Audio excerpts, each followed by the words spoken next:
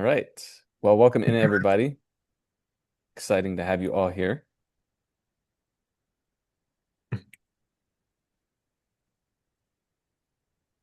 Give a minute to let everyone in. I want to know, as we're getting started, is there anyone in here for whom this is your first call with us? I First think ever actually call. there's definitely a bunch of people who bought this who I've never seen their names before, which is interesting. Pop it in. Seko, Matt, Colin, awesome. Great. Welcome in. Me, but I was in the free training. Okay, cool. Besides the last free workshop, this is my first time. Awesome. Nice. Well, welcome in. I'm excited to see all you guys. If this is your brand new first time, I don't know what to tell you. Good, I don't good know luck. what you'll experience because frankly, I don't know what I'll experience. But typically the way these calls start, they start off on a great high note and they rapidly descend. We go from Genesis to degenesis quite fast. Today's call and workshop will likely be no exception.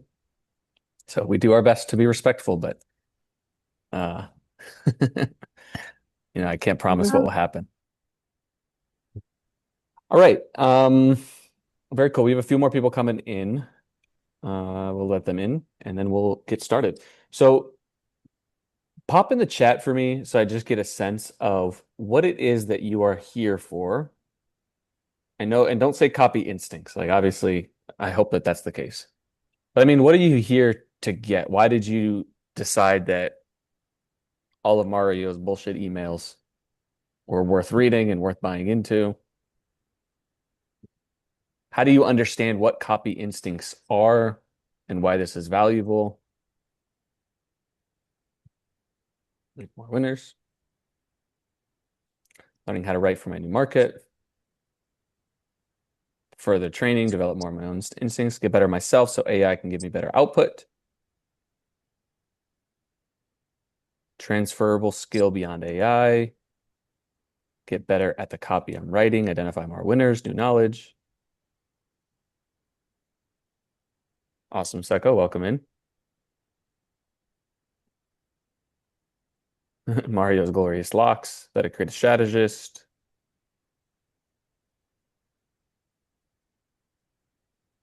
Believe Mario's emails. Good, nothing wrong. Nothing wrong with that. I made a few things, but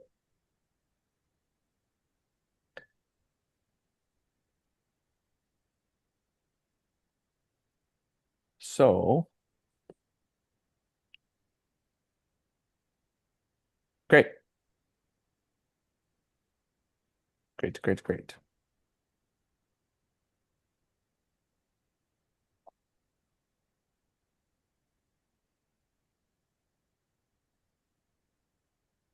Get a bit of the magic touch. Cool.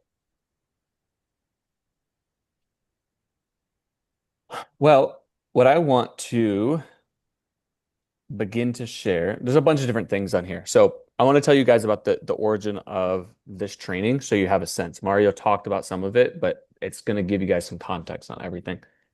So as you guys know, inside of Genesis, we do calls that are called the A-lister feedback calls. A-lister feedback calls. We do them every single Thursday. Some of you guys have been on here. If you guys have been on here, put in the chat if you find them valuable or if you have a win or what kind of value that you get from them, et cetera, et cetera, et cetera. We have been doing these calls for a long time. So Mario and I, like, we were copywriters for a long time. Then we started coaching inside of Old Copy Accelerator. And then from there, we started doing Genesis. Then we also had an agency that we ran.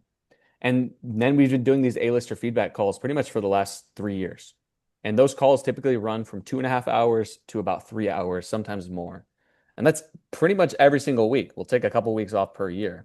But the amount of hours that we've accumulated looking at copy, giving people feedback, and then the amount of wins that we get, many of these wins, many wins we don't even hear about, right? Because we're not that active in soliciting them. But a lot of times people come out and be like, oh, by the way, that one thing that you told us, you know, we got we we did this or we did that or we did that. I can't even remember them off the top of my head, but they come in very, very consistently. And I tell people these are the most valuable calls all the time. So a while back, I was like, you know what? We have this huge database of calls, and I'll just show you a quick example. This is what I had our VAs doing when they're not DJing. Like these are all the calls, right? 7-2, like all of them. So when we said that there's 237 and a half hours, that's an underestimate. There's probably anywhere between 240 and 250 plus hours that are in here. But as you can see, it's 94 different calls stacked together. And I was like, I need to go through this and start to figure out like what what is actually in these calls? Like what kind of valuable patterns can we figure out? So as I went through it, I started trying to like pay attention and I noticed something that it took a while for me to actually come up with this. But I started to realize that every time that Mario and I looked at a piece of copy and gave a review, there was like some missing element that allowed us to, because let me explain it like this. Everyone who we give feedback to is inside of Genesis. A lot of the people that we give feedback to are on these calls quite often. And a lot of people who are on these calls are people who have been through our workshops, they've been through our programs. They could tell you what copy blocks are. They could tell you about the beat map. They could tell you about interoceptive mechanisms and characterizations and UMPs and UMSs. They could tell me all these things. And yet there was still a gap between what they were able to produce and see and what Mario and I were able to do. And obviously that's partly time, it's partly skill set, it's partly reps, it's partly practice, things like that. But there was one missing element that I saw that was different. And what I realized what it was is not anything that was on the page. It was a natural instinct or drive that both Mario and I had that when we looked at a piece of copy, one, we could recognize something that could be improved in it in terms of the ideation, the writing, the hooks, or anything else like that. And number two is that we had a North Star of where it is that we wanted to go. So when I started to really think about it, I was like, oh, this is an instinct. It is a copy instinct. And so the gap between what was on the page and where a lot of people are at, and to what is the potential marketing platonic ideal, or at least more winners, right? Whatever that gap was, it was not going to be covered simply by teaching more concepts and giving more concepts. The only way that bridge, the gap could be bridged. I said bridge could be gapped. I don't think that's right. The only way that you could bridge that gap is by helping you guys understand and have a sense of what these copy instincts are. To basically have that North Star and that compass within yourself so that every time you look at somebody else's copy or your own copy or your own ads, you know, one, I can recognize that there's something missing. And number two, I have some sort of impulse to guide me in the right direction to make this stronger. Does this make sense? That's why this workshop is a really fucking weird workshop, if I'm going to be honest. It's why this workshop is actually probably one of the smaller workshops that we've done, even though it's the most inexpensive one. Because it's a little bit weird, right? Like what the fuck is a copy instinct? You're going to find out by the end of this. I feel very confident that you guys will find this, if not the most valuable marketing copy training that you've done, at least one of them or up there, because it's going to be extremely practical and a lot of practice. But we're in some kind of weird, new, uncharted territory in terms of like, what is it? What the fuck is an instinct? How do you even teach an instinct? How do you do all this? Okay. So you guys are weirdos, which means I like you, and you're in the right place. So we're gonna get a little bit weird in here. Now, the way that we're going to teach this is going to be very, very different. I mean, everyone who's been on my calls, who was on the free creative diversity decoder call that I did, pop in the chat if you were here on top of that. All right, cool. And on that call, we had what? We had a fucking Notion doc. We had like 67, 70 different like infographics. We had skill files. We had diversity decoders. We had all kinds of like crazy shit that was on there. This one's going to be very, very different because the only thing I got to start is an empty Google Doc and some links and your guys' brains. All right. So I hope you guys are, yeah, you guys got a free PDF. It's got nothing on it, but it's a free PDF. Just give me the bot.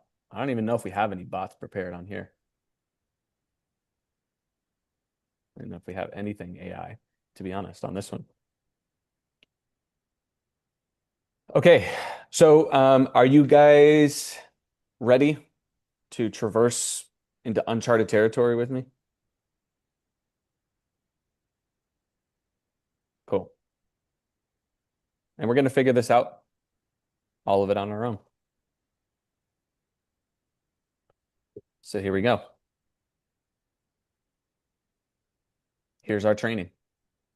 Thought I was lying. This is the real deal. Okay, let's make this a little bigger. 44. It's a good number.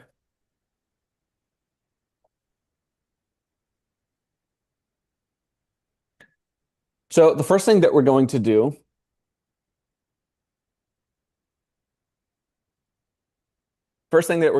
is I'm going to have you guys, if you can, I don't think anyone is driving. So if you can, I'm going to have you sit still and I'm going to have you close your eyes. If you're standing, you can stand. But actually close your eyes because I can see your eyes. I can see everybody's eyeballs. So I can see if you're not closing your eyes. Don't worry, nobody's going to come and attack you. And the only thing I want you to do is I want you to start to scan your body. Not touch your body, Ron. Just kidding. Scan your body with your mind. If you've ever done Vipassana yoga, that's what I want you to do. I want you to get present real quick to what it is that you're experiencing in your body sensation-wise. Like let your attention go wherever it is in your body. Maybe it's the pressure on your feet or on your arse. Maybe it's some rumbling in your gut.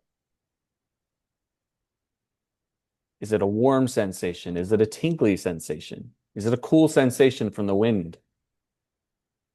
Start to pay attention to all of those. And really get clear. See if you can feel where it is in the body, the type of sensation, the quality of the sensation. Feel that. Next thing that I want you to do is I want you to pay attention to any of the emotions that you're feeling. Are you feeling nervous, anxious, scared, happy, excited, ashamed?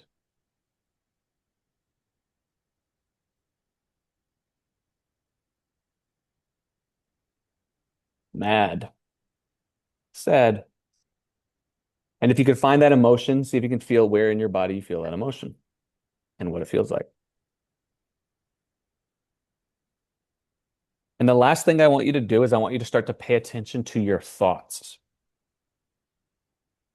Oh, the thoughts, the endless stream of thoughts. What are you thinking right now? Or what are the thoughts thinking? Holy shit, I want to open my eyes. This is boring as fuck. People are looking at me right now. I'm looking at you. I see you. I got to do this. I got this client project. Pay attention to your thoughts. All right. And then when you're ready, just take one last deep breath in and open your eyes.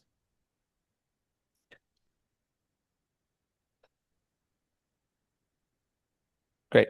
And I want to just pop in the chat any of the sensations, bodily sensations, emotions, and thoughts. I knew something.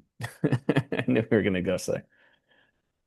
Just put any thoughts that you noticed, sensations, bodily feeling, all of it. Pressure in solar plexus. Luke's talking too much. Yep, that's a good one. Frustration, connected, excited, my voice.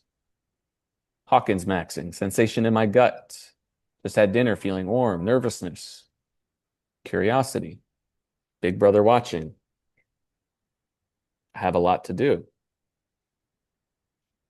Great. Yeah, just got a break. So while you guys are typing that in there, I want you to tell me what is the exercise that we just did? What is that an exercise in? How would you describe it?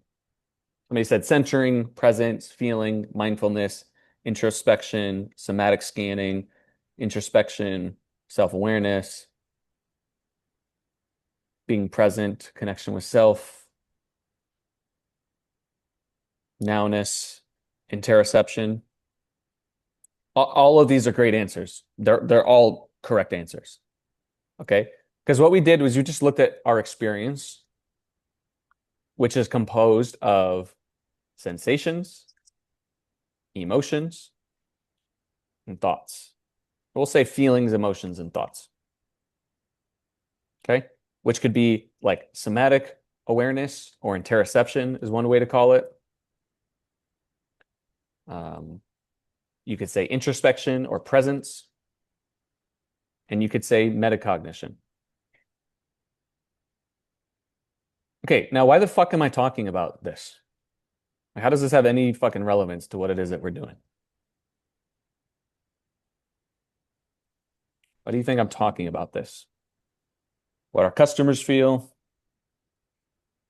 Luke is going full sage because I'm a nerd. Help us tune into gut instinct to know what instincts are.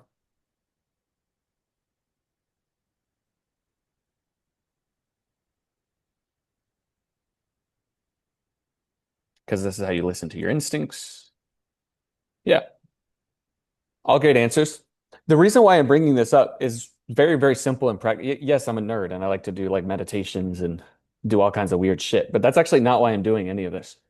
The reason I'm doing this is because one of the very first things for you to practice when you're writing ads or doing anything else like this is to develop metacognition, introspection, and somatic awareness when you look at an ad to pay attention to what the ad makes you feel, what emotions it makes you have, and what thoughts it creates for you. That's like I'm literally like this is the simplest thing possible, and yet many people don't do it, are not aware of it, and have not definitely not practiced it. But every time that you look at an ad, including your own ad or your own copy, this is the exact process that you need to be running. Because chances are you probably know way more than you know, if that makes sense. If you would just pay attention to what your body feels and pay attention to the thoughts that pop into your brain.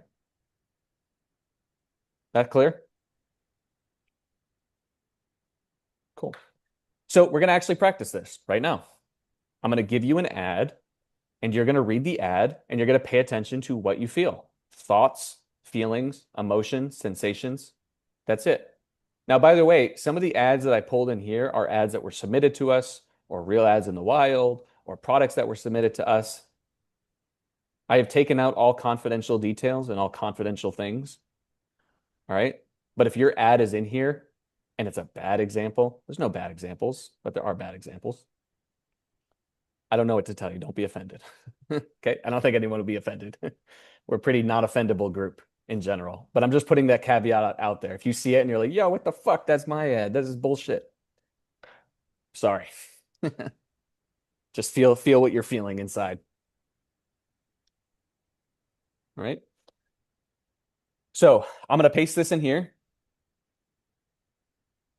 and I'm going to have you guys begin to read it.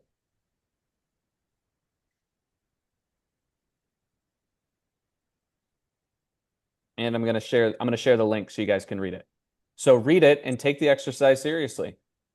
Read it and feel what it is that you're feeling.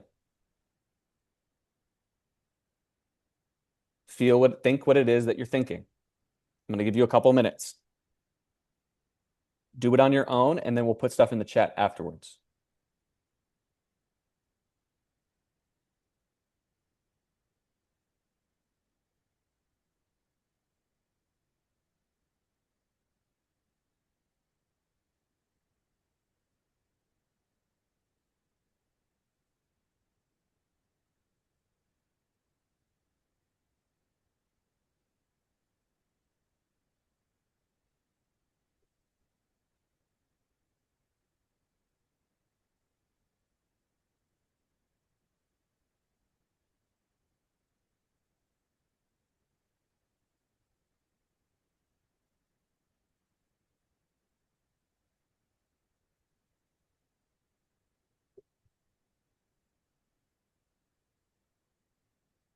Okay, so hopefully you guys have read it. I want you to pop in here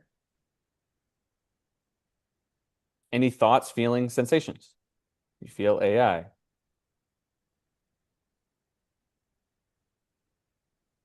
Okay. M dashes, confused, bored.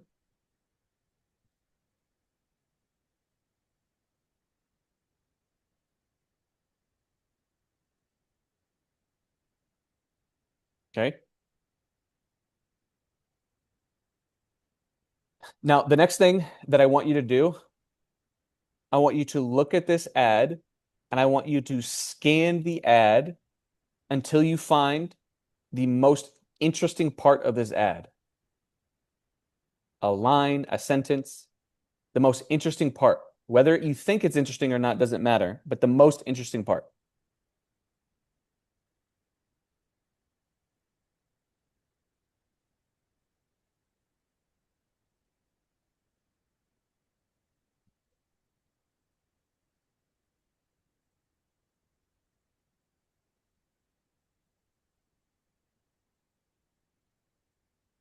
So your beard is starving on the outside while your skin is drowning in oil underneath.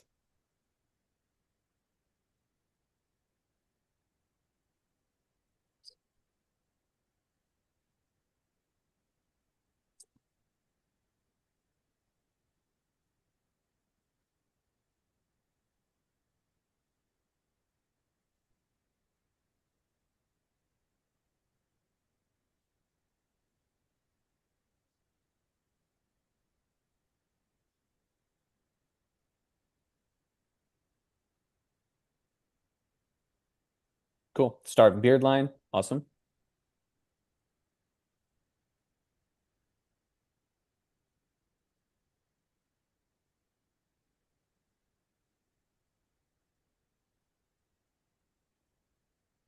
Great. So my next question for you.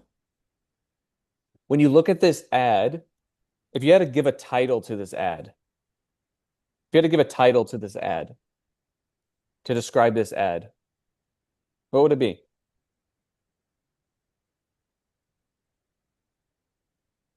Your beard sucks.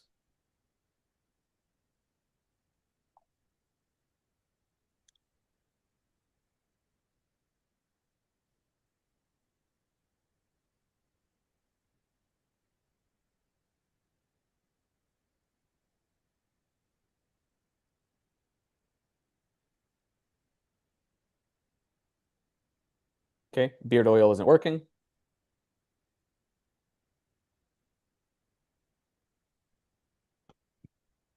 So let's just say that it's this idea.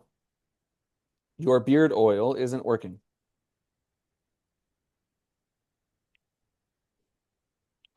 How would you rate that idea on a scale of 1 through 10?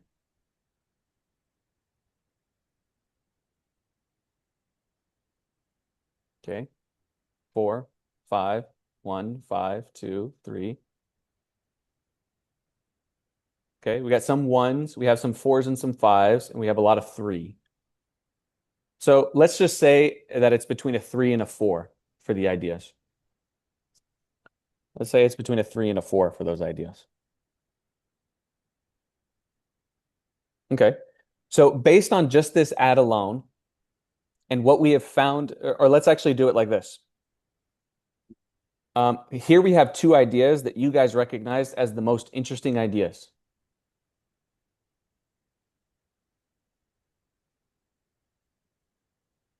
Now, what I want you to do is pick one of those ideas. Let's actually do them together. Let's do number one first. Your beard is starving on the outside while your skin is drowning in oil underneath. Let's start with that one. What I want you guys to do is I want you to write the first 1 to 2 lines that would open up this ad. So basically the hook that would open up this ad if we were going to write it just to focus on this idea. Does that make sense? What it is that we're doing? Put a thumbs up or put a something in the chat so I know that this makes sense.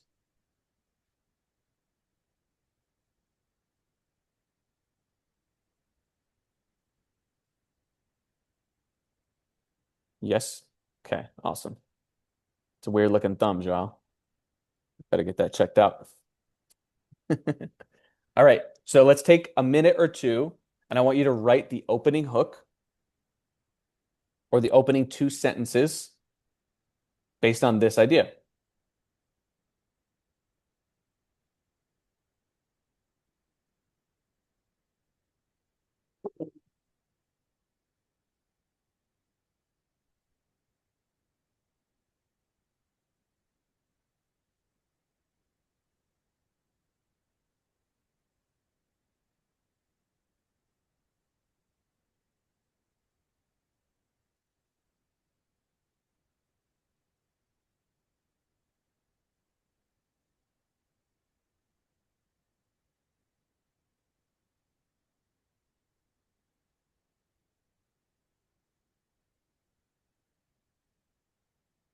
Take some time. The more that you guys, this is a working workshop.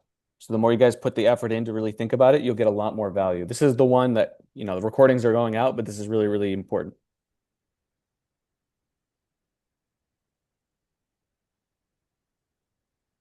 If you're just jumping in, just wait for the next part.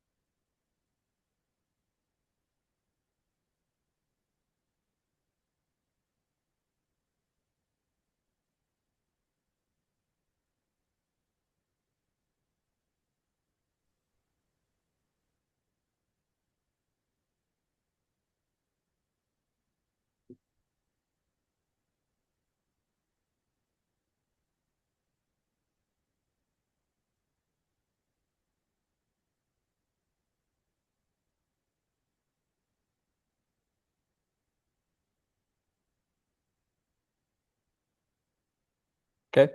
I think some of these ideas are good. I think some of these ideas are good. But let's play around with it, right? So for those of you who said this was an interesting idea, why is it interesting?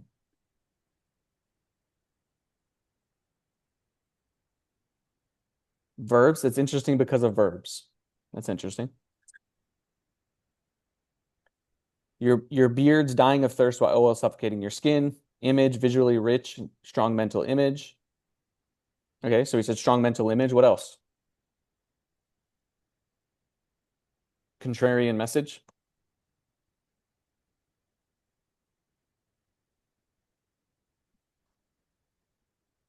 Okay, we have starving and drowning.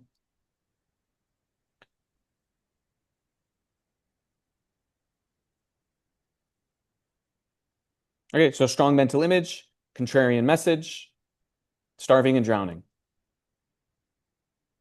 So can we take this idea and amp up those different elements?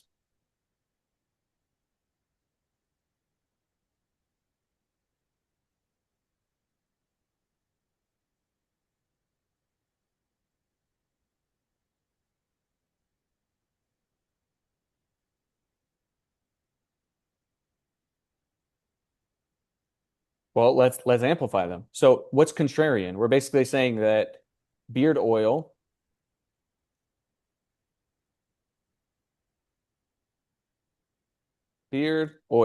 doesn't reach the beard. It drowns the skin. Okay, how could we make this stronger? Beard oil is not working for your beard. Beard oil is messing up your beard.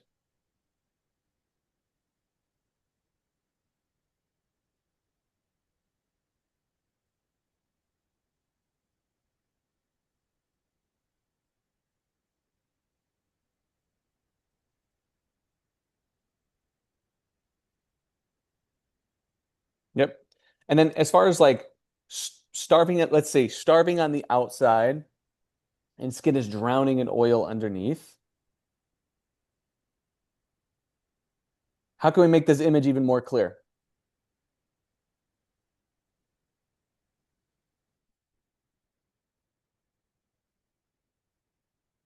How can we really make this clear? Like, do I really care that my skin is drowning in oil underneath? Why do I care if my skin is drowning in oil? Like, what's bad about that? Acne? Yeah, could be acne.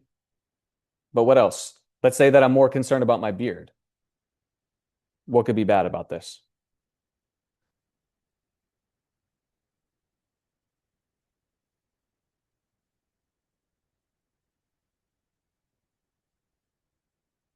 Looks greasy.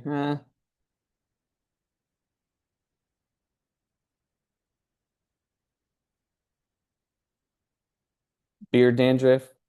Could be, but we're saying it's drowning in oil, right? Ah, this one guy, Marino Costamelli, he has something interesting to say. Clogs the follicles that cause growth. If you're a beard person, what the fuck do you care about? Yes, you probably care about acne, but what do you care about? If you're worried about your beard, what do you care about? Your fucking beard. Right? If you're worried about your beard, you care about your fucking beard. Does this make sense? So if we have this image of your skin is drowning in oil underneath, that could be bad for acne. But how can we connect it to your beard growth? Well, it could be clogging the follicles that cause your growth. So most beard oil clogs the follicles that cause growth.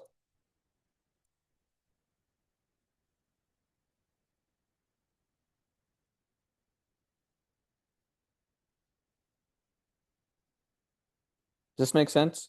Now, many of you guys probably caught on that this is beard oil for black men, right? It's talking about curls, but it's specifically for black men who have this texture of hair. So how can we make it even stronger? Most white beard oil, already that sounds a little bit like, whoa, clogs the follicles that cause growth.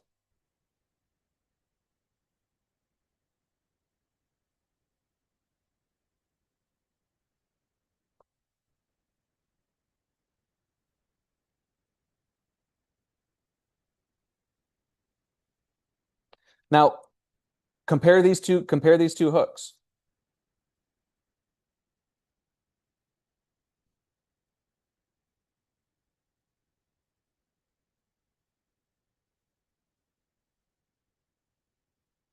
What do we think about these two hooks?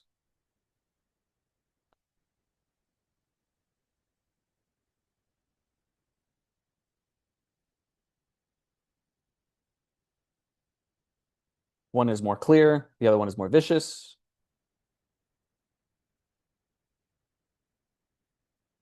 Great. And this, by the way, is even just an idea. If I would make it a hook, I'd make it a lot better.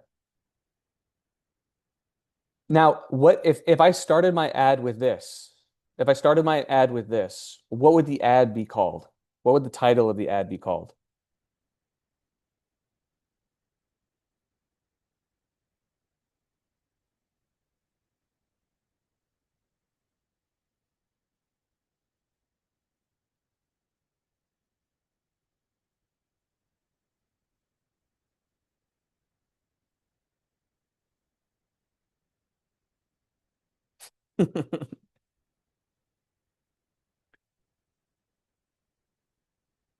Yeah, we're starting right out the gate. Okay, do you guys see the difference in these ideas? Most beard oil doesn't work versus white beard oil kills your beard.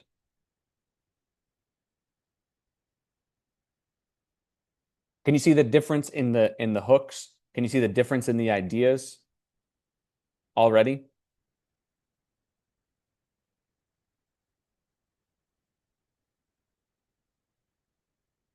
What do you guys think about this process so far that we just went through? What do you think about this process that we just went through?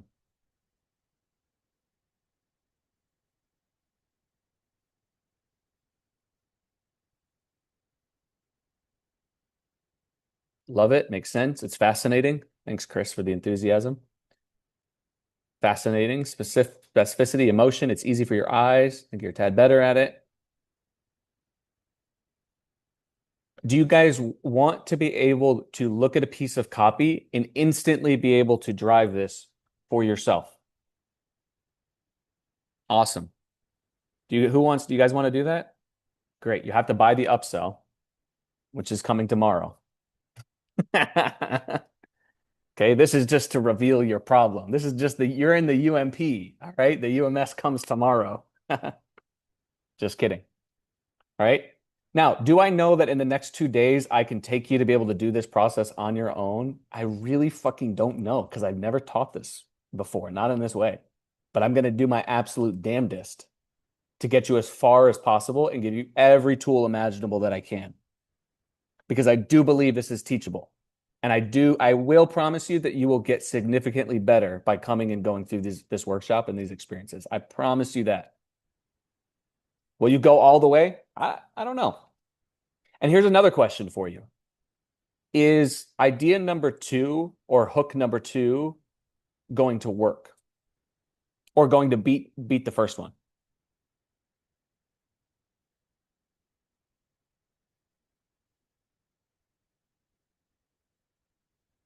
Yep. Hands down, probably would. Depends on audience. Most probably yes. Got a test. It's worth the bet. Good. You guys have the right answer, which is one of the most important things is guess what? I don't fucking know. Neither does Mario, and neither does anybody in here. I just don't know. Anybody who tells you before they test that one piece of copy is going to work better than the other one is fucking full of shit to their earballs, right? And it's clogging the follicles on their skin required for beard growth.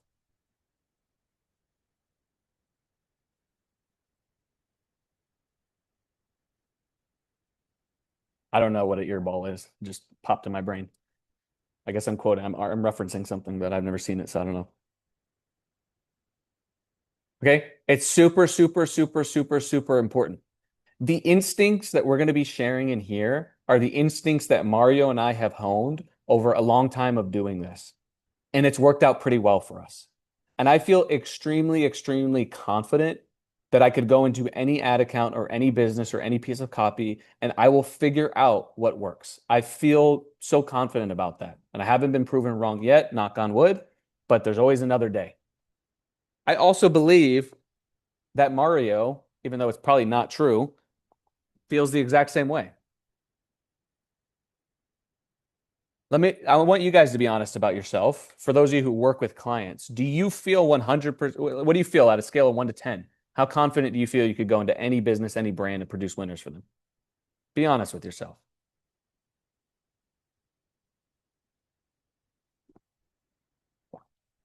Great. These are good answers. So we just want to increase that confidence. So the instincts that we're going to tell you are the instincts that Mario and I have created that have produced amazing results for us and given us this level of confidence. And I believe that it would continue to serve us going forward.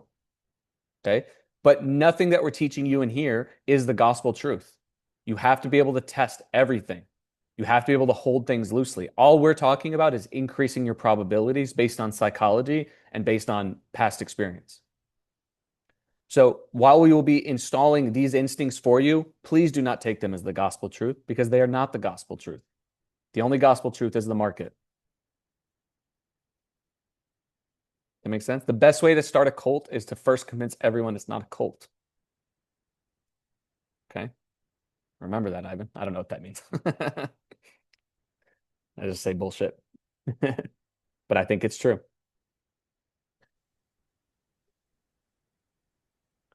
So let's go back. I just want to emphasize that. And the main thing is for you guys to develop your own instincts because as you understand this process, it will become easier for you to develop your own instincts when you're working with other specific ad accounts, et cetera, et cetera, et cetera. So I want to come back to this example here. let's reverse engineer the process of what we just went through. Let's see if we can remember from the beginning to the end, starting with just pasting the ad into getting the hook and the idea that we came up with. What did we do first when we looked at the ad? Nope, that's not the first thing that we did. We felt the ad. Yeah, we read it plus metacognition feeling.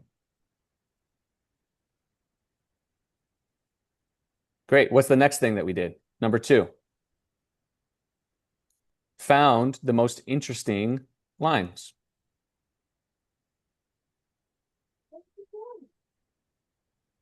And guess what?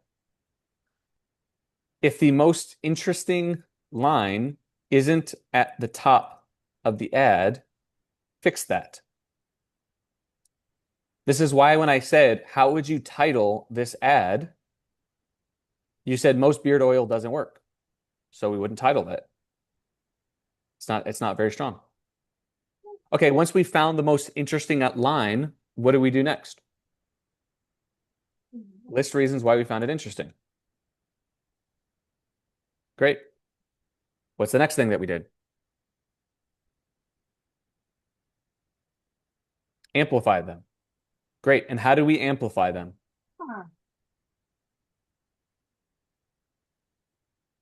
How do we amplify Mario bot? Wrong answer. You're kicked out. I hear somebody moaning. I don't know who that is. Maybe it's all in my head.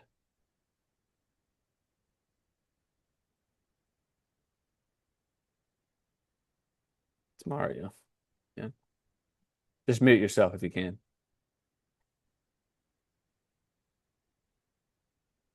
I'm the only one not muted, so I guess I'm moaning. Interesting. I need I need more interoception to know if it's me or not. Okay, let's go back though. How did we amplify them?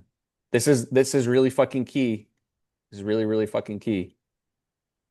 How did we amplify them? Use some metacognition.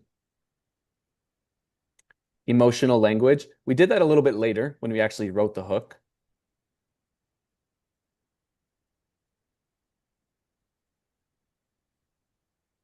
Okay, so Sean says make it trigger a bigger emotion and then hit on the thing the actual person cares about. So the first one is relevance. We really lasered in on the relevance, right? So basically, clogged follicles versus what do we say? Acne. Okay, but Sean says made it trigger a bigger emotion. That is correct, but it doesn't explain how we trigger a bigger emotion. What did we do in this specific instance? Identity. A little bit. That was like later when we actually wrote the hook. I mean, let's look right here. What did we say? We said it was strong mental image, contrarian message. What is the difference between saying your skin is, or what's the difference between saying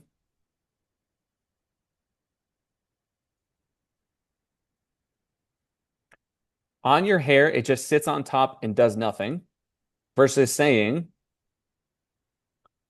beard oil is clogging your follicles? There's kind of two differences.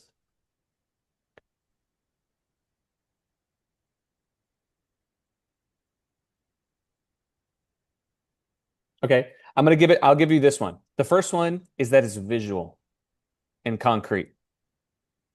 You can really see it. Can you guys see and even feel a clogged follicle?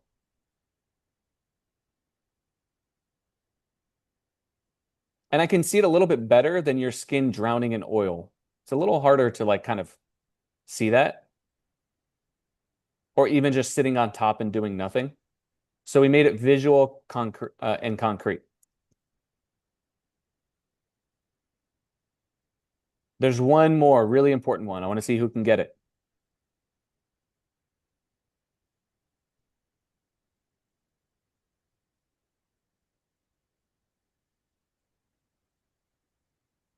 Made it racist.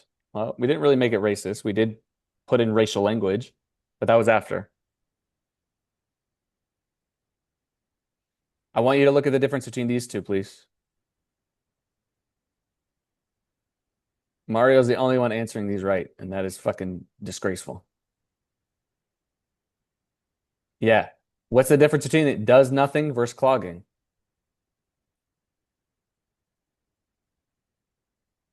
Yeah. We're increasing the contrast. We're increasing the contrast. You could also say there's intensification of the problem. The other way is you could say good thing, good, good thing, neutral. Actually, let's fucking do it like this. Let's just do it like this. Unk still got it. Yeah.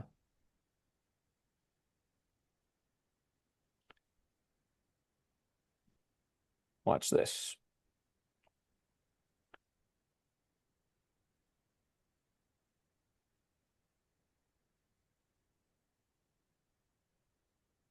I want you to just make me an infographic now with a 3 by 3 matrix, so 9 different cells. It's bad, neutral, good, bad, neutral, good. So we have bad, bad, neutral, neutral, good, good, and then all the other combinations in between in the right style.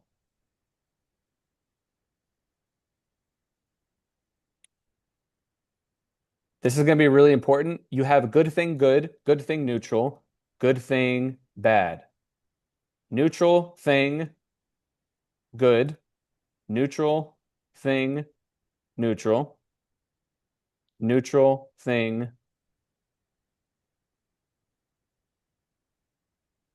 bad. Bad thing, good,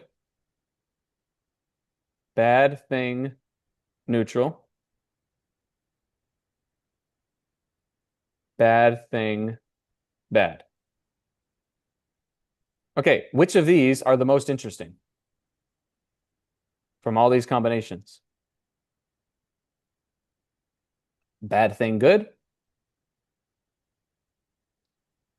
good thing, bad. Look, if you guys get this, Mario and I are out of jobs because this is all we fucking do. Literally, all Mario does when he goes on A-lister feedback call is figure out how to make a fucking dessert healthy for you. That's literally it. That's his only move. He's like the guy when you play a video game and he just knows like one kick. That's all he does. And he's beating your ass every single time. And it's disgusting. You should be ashamed of yourselves. He's a one-trick pony. First, you know what he's gonna do, and he just does it. So let's just catch on. The Khabib of copy. Yeah. Good thing bad, bad thing good. And do you understand that in every single market, there is a good thing that's bad and a bad thing that's good? Or, excuse me, in every single market, there is a good thing and a bad thing. What are somebody give me a market. Go, first market. Don't make it sexual. All right, skincare. Give me a specific okay, skincare is fine. Skincare is fine. We'll do it.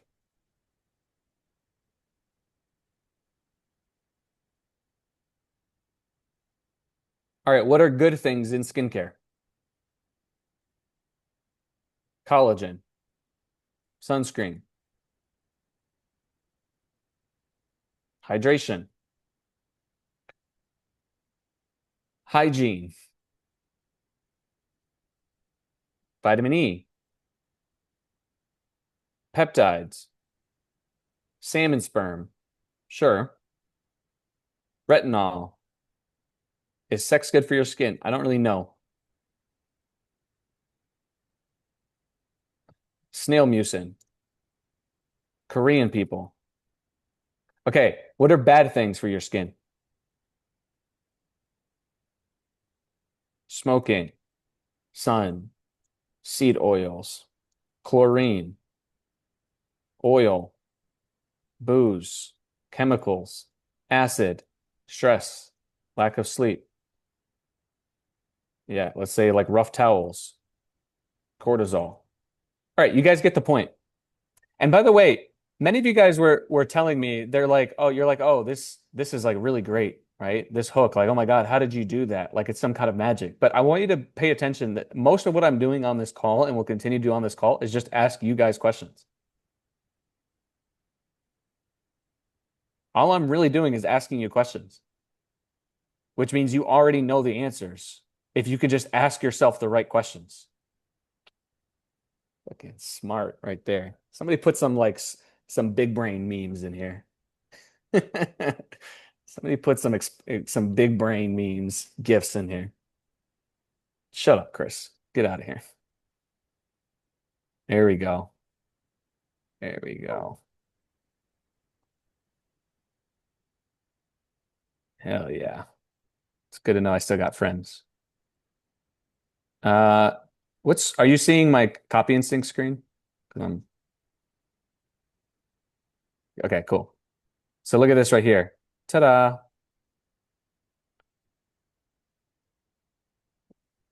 We do this shit live. You want to be living in, it highlighted the wrong one, so I got to fix it. You want to be living in bad, good, and good, bad. And just do this all the time. Okay. Why smoking is great for your skin. Why too much water gives you wrinkles. Why Korean people make you look super old. While cortisol is the fountain of youth. Do you get it? You guys see the picture? Okay, what is it? What do you think stops people from using these hooks all the time? What do you think allows Mario to continue to spam this same move 15 years into his career and still run circles around people? Why is it?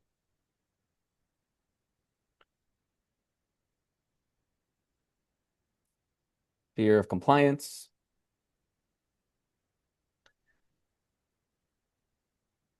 Risk be different. People overthink. Too rigid with logic, repetition. Yeah, because respectfully, you're a fucking nerd. That's the answer. It's okay, I'm a nerd. But that's the real answer. Now, there are real legitimate things on here. Compliance, accuracy, not being scammy, brand. But the biggest one is fear and risk, or being little nerds, living in a little box, in a little nerd box. Ear plunger. Yeah, that's not funny.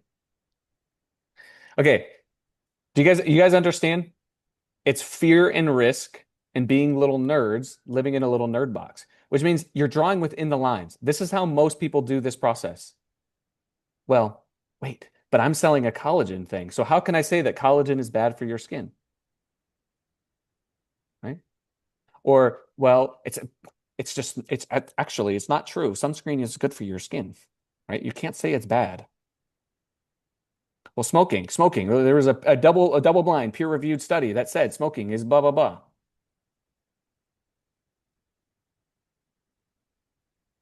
Let me show you an example. And this is really pissing me off that I got to use these as examples. But you know what? Sometimes, sometimes we're going to have to do this.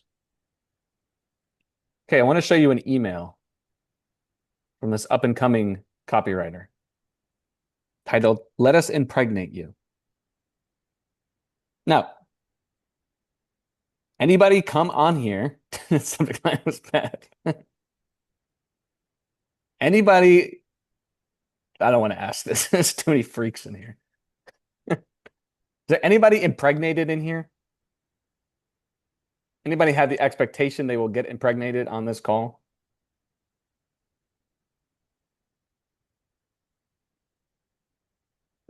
Ron. Okay. How about this? Here's another example. If you don't like Mario, and I don't blame you. Here's one. This copy is gay. What? Daniel Throssell, Mr. Christian, calling copy gay. It's not very wholesome. Now, how is it that this guy can say this copy is gay? Or Mario's going to say, let us impregnate you. What are they doing that allows them to do this?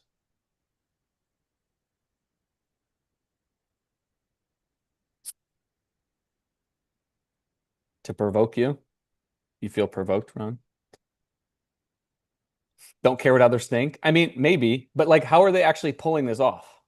Because Mario could have said, let us impregnate you. When you come on the call, you're going to get pregnant. That really wouldn't have worked. Or this guy could have said, this copy is gay. Read the copy. It's gay. That's not what he said.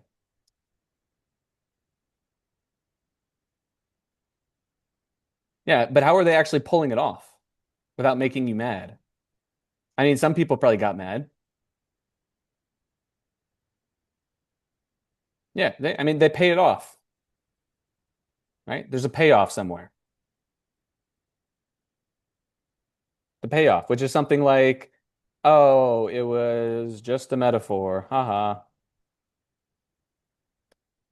Or, oh, I'm quoting someone else. Or, oh, it's kind of true, right? There's always a way to make an insane big claim and then find a way to kind of bring it back. It sounds quite far away at the moment, like you're in the next room. There's always a way to do that.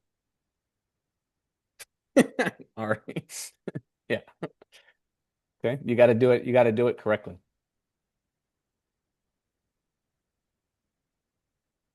Now, there's one other reason. There's one other important thing. And trust me, this is all, we're all moving there. Create. I'm creating monsters. Okay. You obviously have to be tasteful to some degree and understand your market and understand your ability to pull this off. This might be the earliest into a workshop we've ever veered into full degenesis. Full degenesis. It did not take us that long. Exactly. Yeah, and I'm definitely a big I'm sorry guys. Okay, but hopefully it's valuable. This is just what happens when I'm focused. Okay, there's one other reason why people don't use good thing bad, bad thing good. Besides being nerds. It's kind of subtle, but I mentioned it a lot to Genesis members, besides being too scared and stuff like that. Sorry, guys. I'm trying to be less freaky, but it's how it's how it's going.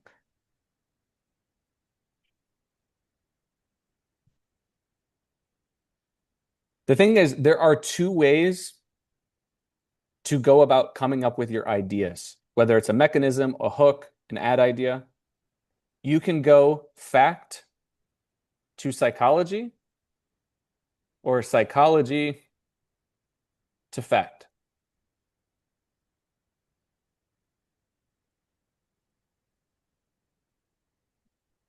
Yeah, exactly. This is all intentional. Fact to psychology or psychology to fact. Do you guys understand the difference between those two?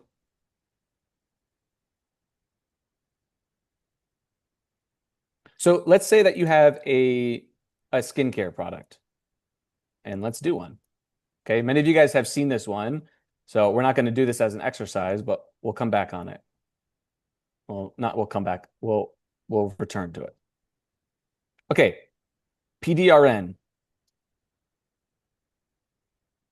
You guys remember this one that we covered? Some of you guys who did it a few weeks back. My favorite product, exactly. Exactly. So we're not going to go through the exercise, but we may use it as an example going forward. So basically, this is micro, I think it's like microdermal microinfusion, because of gold microinfusion stamps with PDRN, which is basically like salmon DNA. And then it's got some other ingredients in it.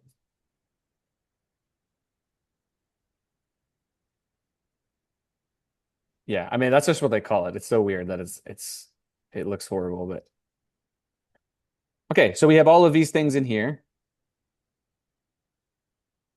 Awesome.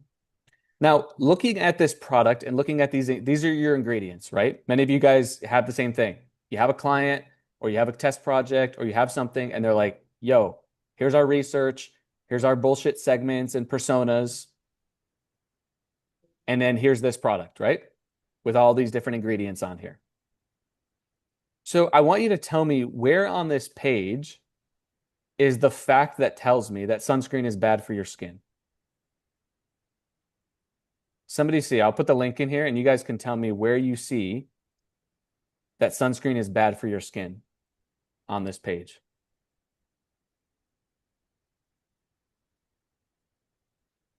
Let me know when you find it.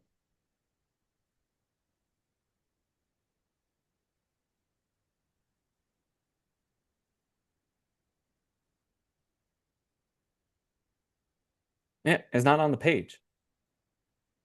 That idea is not in these facts. Your best ideas are never going to be in your product, in the facts of your product. They're never going to be there. If you keep looking for all your best ideas in the facts and in your ingredients, you're never going to find them. That's why I say being a nerd is like, yes, it's like being a nerd, kind of scared to say controversial stuff or scared to like kind of push the boundaries a little bit. Yes. But it also means that you're playing within the box. You're going facts first and hoping that you're going to find some magical ingredient on Science Hub, right? Or like on Science Daily, you're going to find some magical, amazing article that's going to tell you why snail mucin is actually bad for your skin or why seed oils are good for your skin. You're never going to fucking find it in there. You're going to come up with the same bullshit that all the ChatGPT and Claude comes up with, telling you why it's quietly stealing. Here's why it's quietly stealing this. Right? You're going to find the same bullshit everyone else finds and repeat it. Turned over, regurgitated stuff. You're never going to find a truly original idea. The best marketers and copywriters, they go and find the truly original idea and figure out how to connect it back to the facts of their product. The amateurs and the beginners try to look for really good psychological hooks and facts with or hooks and ideas within the facts of their product.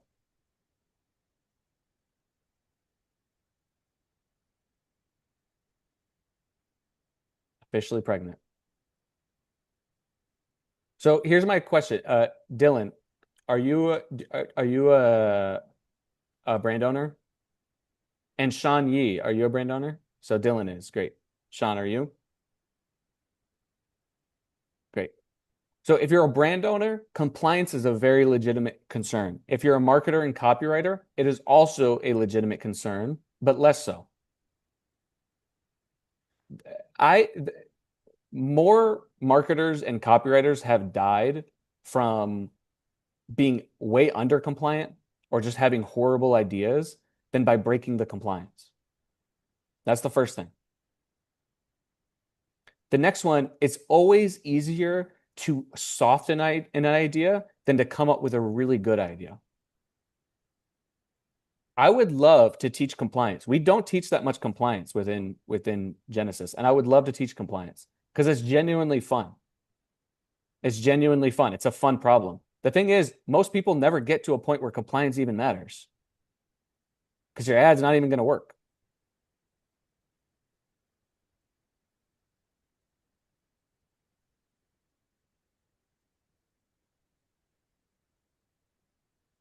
Compliance is spectrum. Exactly. So we can do compliance and things like that. For the sake of this call, we are pushing to the full extremes. Pushing to the full extremes. Because if you can go all the way to the extremes, then you have a shot at being able to push back and pull back to whatever compliance threshold makes sense to you. But most people never even get to a place where it makes sense for compliance to even be a question.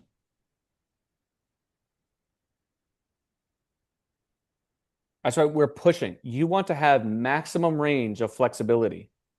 Maximum range of flexibility, so then you can come back to something that's within reality. Because AI is going to be amazing at helping you neuter your stuff to be compliant. Easy. But I want you guys to have maximum bandwidth and I'm trying not to say be stretched out, but like that's what I want to say. I want you to have maximum flexibility. Does that make sense? A little bit of what I'm saying?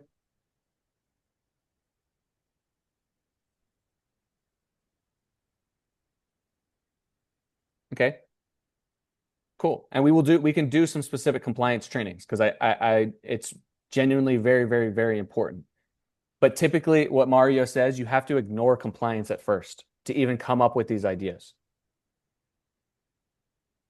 Because those are basically, yeah, practice unsafe copywriting first. Those are basically two different mindsets that you need to pay attention to. First one is like maximum curiosity, like just go for it.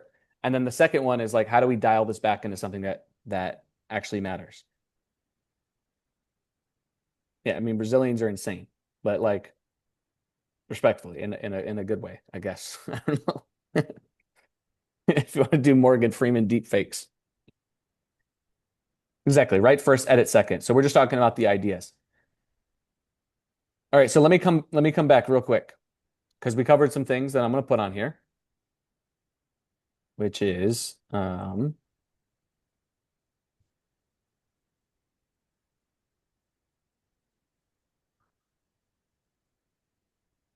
next one we said was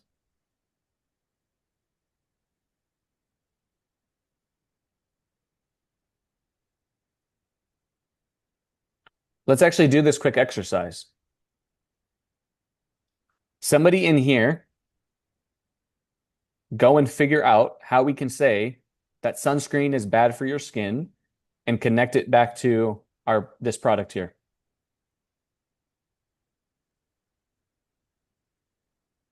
And do it in like a couple bullet points.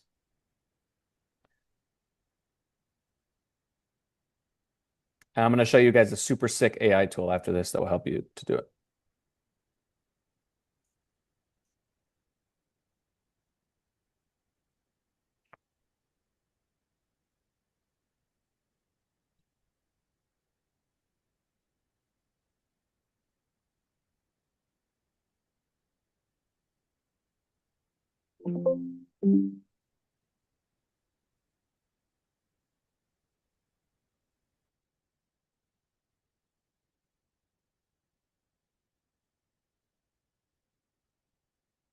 See if you can find me some truth of it though.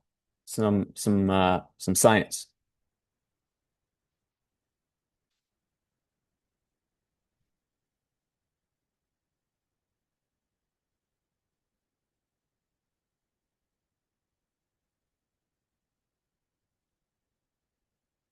How would you test lateral thinking, Mario, if you had to? Genuinely curious. Um, ask Claude Code how to come up with lateral thinking exercises. Like, like My business partner is now Claude Code. I'd It used to be want, Mario, and now it's Claude Code. but I would want.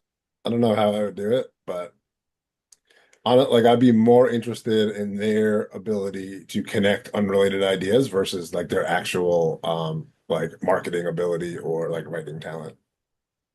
Because I think you could always teach the other shit. It's harder to teach the like you could teach lateral thinking too, right? Like De Bono wrote a whole fucking book about it. But if I have people that have like those natural like synapses for making like unrelated things connection, like they already have the skills for being really good copywriters. And then I would just take their best shit that they come up with and put it in my Claude Code, like I just did. Yep. We'll be going through a ton of ads. Don't worry. We're covering like pretty much everything actually right now, and then we're just practicing it.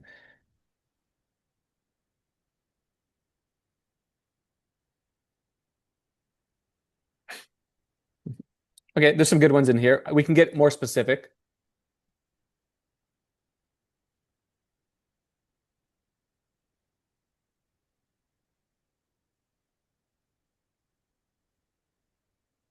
Like I want a logical connection to the product. I think some of you guys are coming up with good reasons why sunscreen is bad, but not really a logical connection that would connect it specifically to PDRN, which is okay. You can get to it.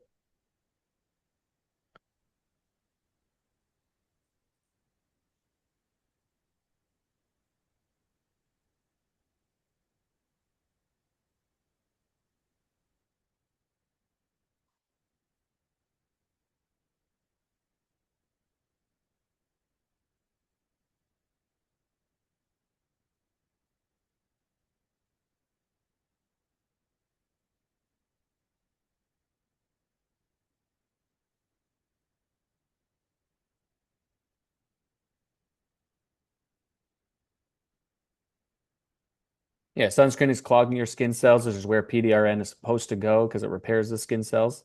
It's possible. It's closer.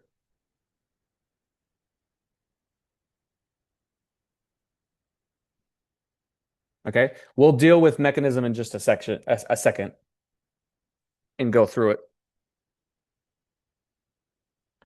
But do you guys understand that when you have an idea that you want to prove, it's very easy to find the proof for it. But if you start by looking for the obvious proof, it's very hard to find the psychologically interesting fact.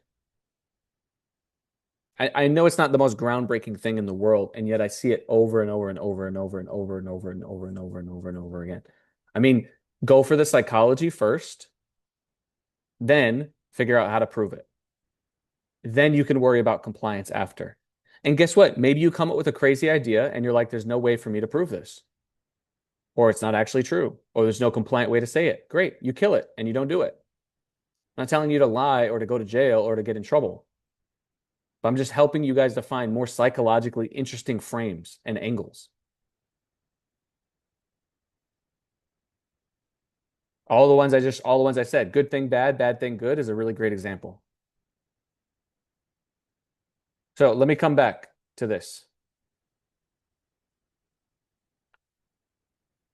We were going off on a bunch of different tangents on here.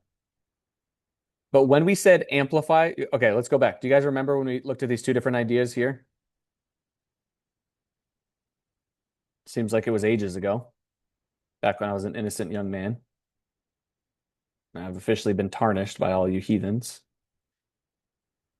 So how do we end up? How do we go from idea one to idea two, or hook one to hook two? Well, we said we read it, we had the metacognition, we found the most interesting lines, we listed the reasons why we found it interesting, and then we amplified them. We amplified them through relevance. We made sure it was more visual and concrete, meaning I can actually see the mechanism and visualize it. And the third one, who remembers? What was the third one that we said?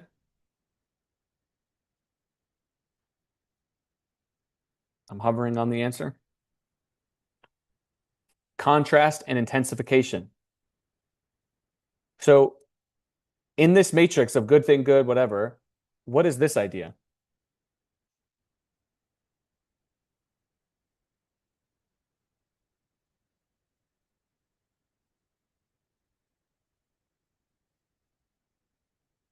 Is it really? Is it good thing bad? I don't think it's good thing bad. It literally says neutral. Good thing, neutral.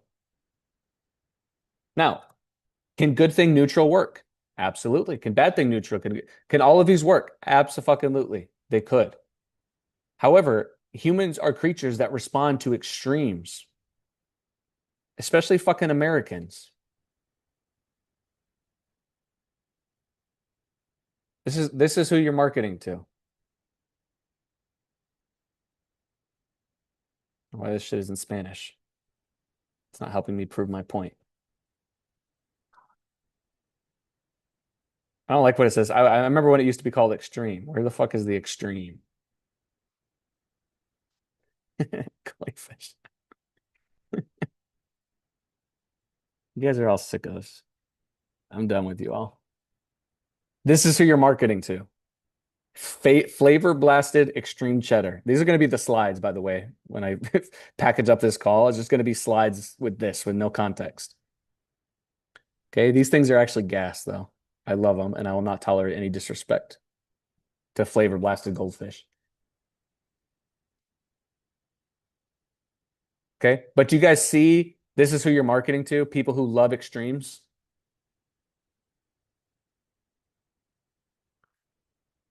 Okay. So what is this one?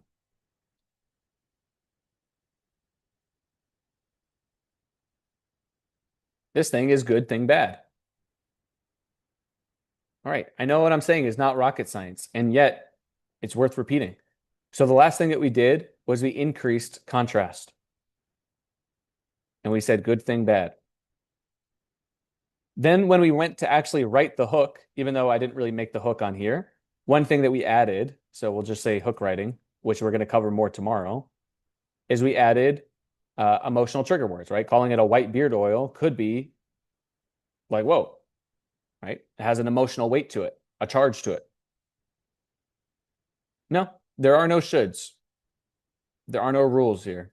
We're just talking about probabilities. In general, that's more likely to get attention. No, not all hooks need to have that. That's just an example of contrast that you could have.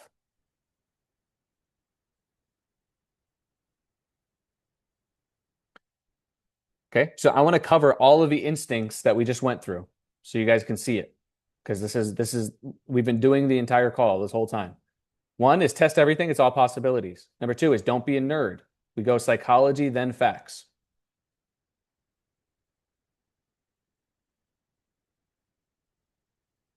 Let me see. I don't think I missed anything else. There was one more. Test everything, it's all probabilities. Don't be a nerd.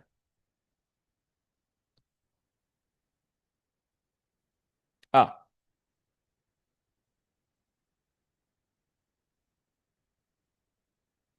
I know we already have it on here. But these right here is a set of instincts that if you have these will instantly allow you to figure out how to make the copy better.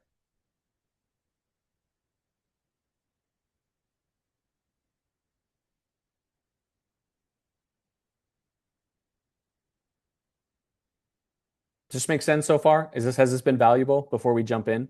Because we're going to start flying and testing all this stuff. But is this valuable? Cool.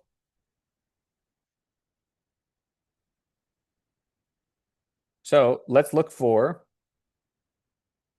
try another one. Because I want to try another exercise now. So you guys are good. Okay. Let's find it.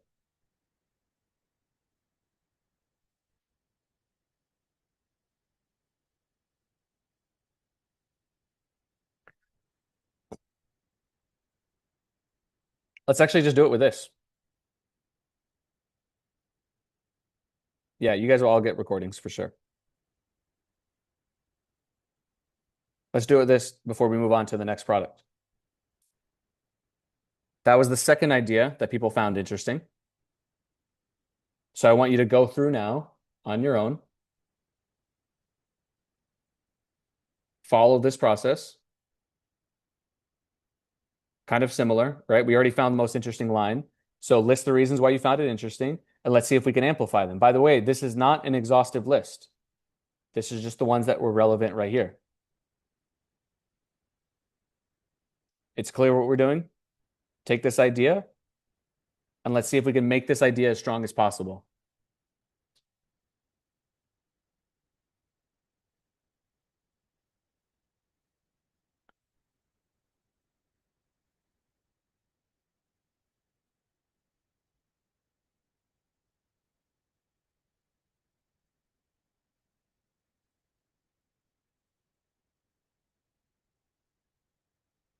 Take about a minute or so.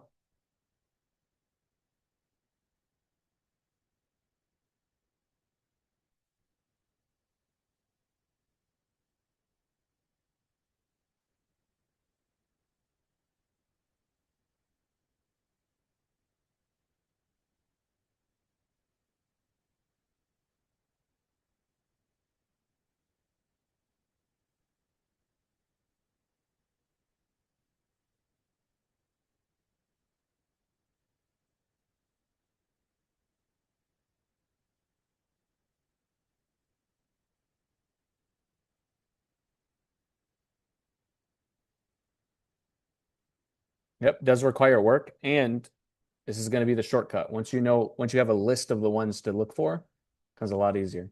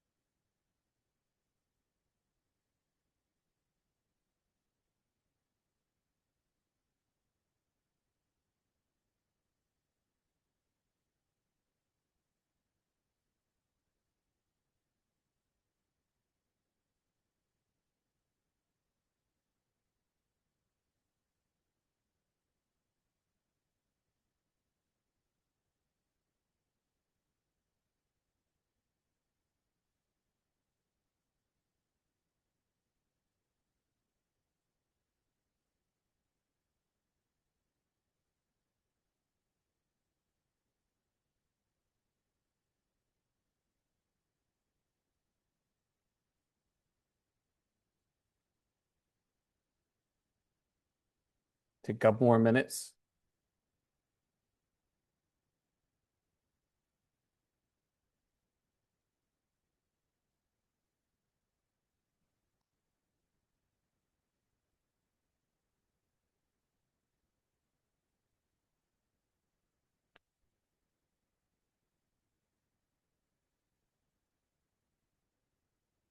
All right, what do you guys got on this one?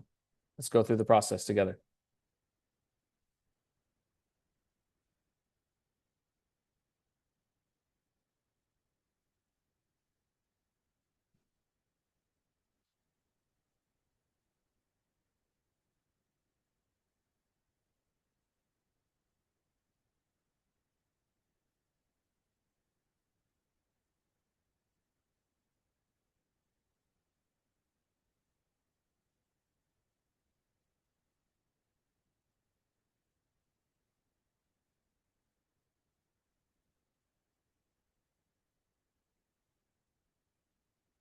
Okay.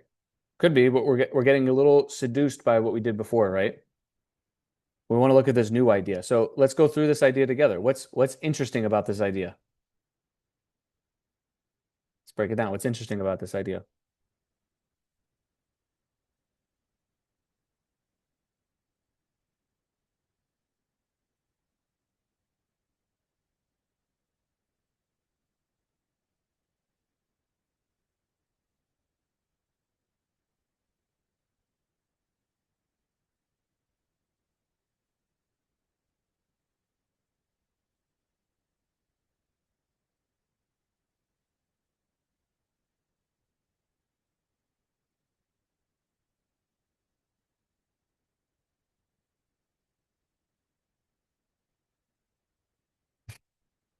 Yeah.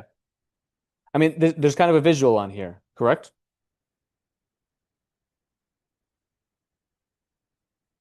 Okay.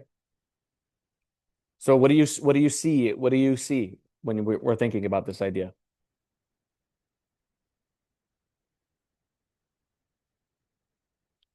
Can you see the word, do you see different? Like, what do you see when you look at something that's different?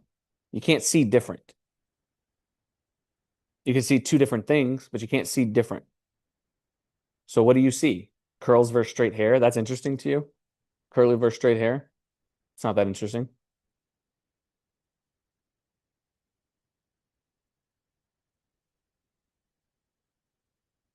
Rust? I'm not sure where we see rust.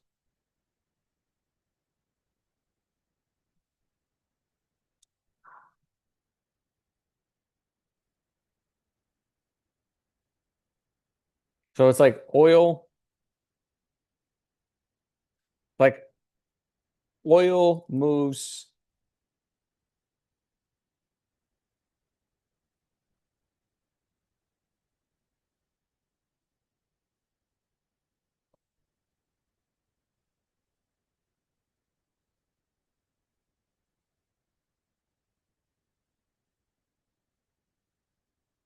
Right? That's one visual. Or,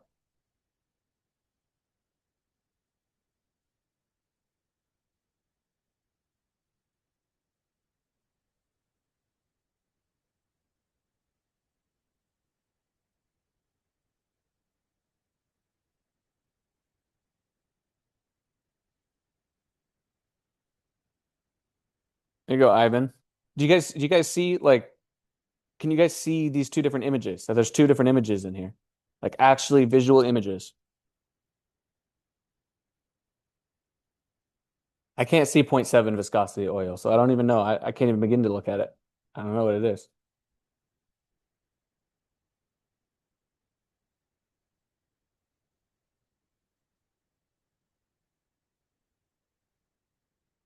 But this is really important, guys. I know that this is so like specific, but can you guys see that there's two different images, visual images in here? The problem is, Jay, I can't see zero point 0.7. 0.7 means nothing to me. I can't see it. So it doesn't matter if it's true or not.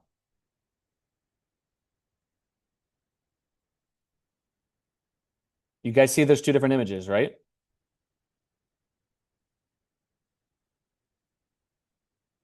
How you could basically imagine like the roots breathe versus like it's all compressed. So right here we have these two different images. Now, what does your mind go to? Like when if you're trying to communicate this image in an interesting way, what what tools will help us do that? A lot of you guys are doing it already.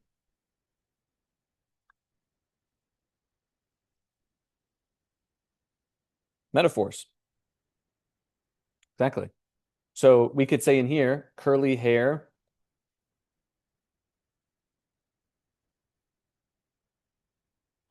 Ivan had, we had, what is it?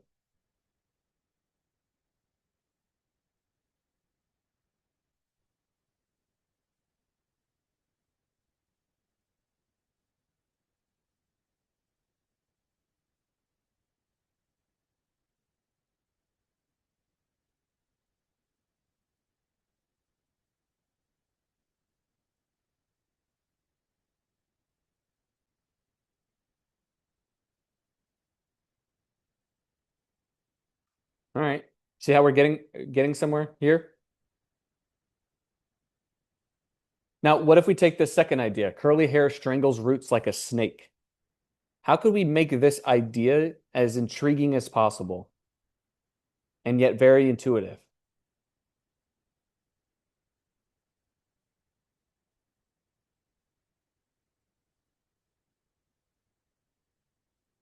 Snakes are poisonous or venomous. Yep. What else?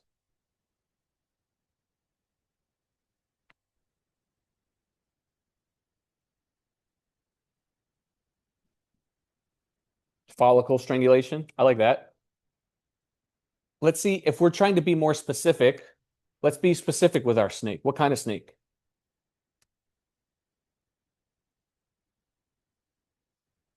Anaconda, boa constrictor.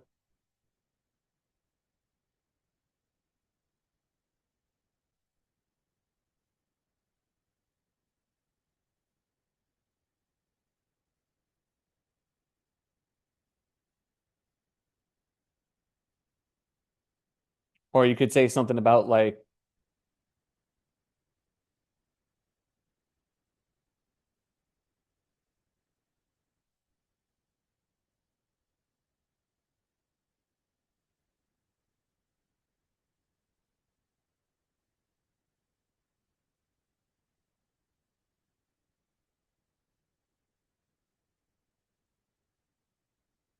something, something, something.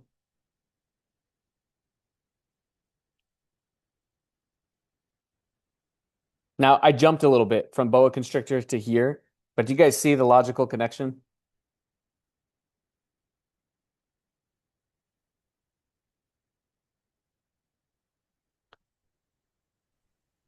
While I was writing this though, I would just make sure that I'm putting like the blame on what the oil does to your hair, like turning it into the snake, instead of blaming your curly hair as the cause.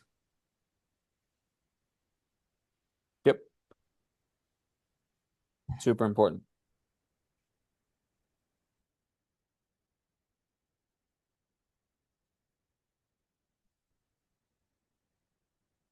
So let's go through the process here. What was the process that we just followed on this one?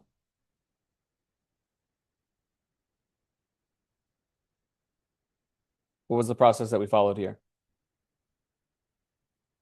Yeah, so we said, what's most interesting as elements? And what did we find that was interesting? We found it was the visual.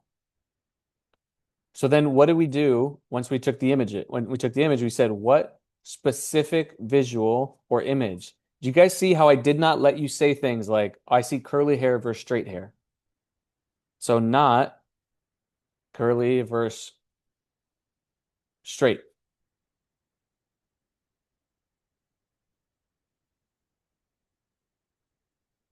Yep.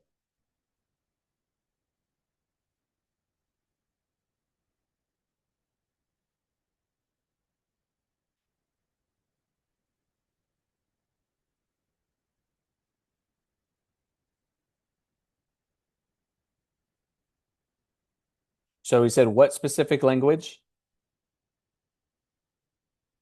So what was the most interesting as elements? What specific visual image? Then what did we do once we found the two images?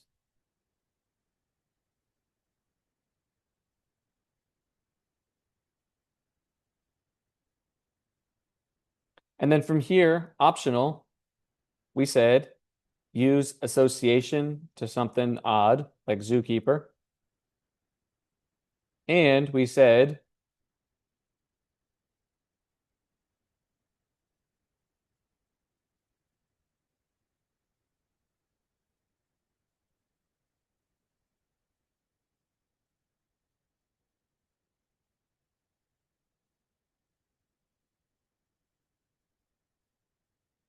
does this make sense?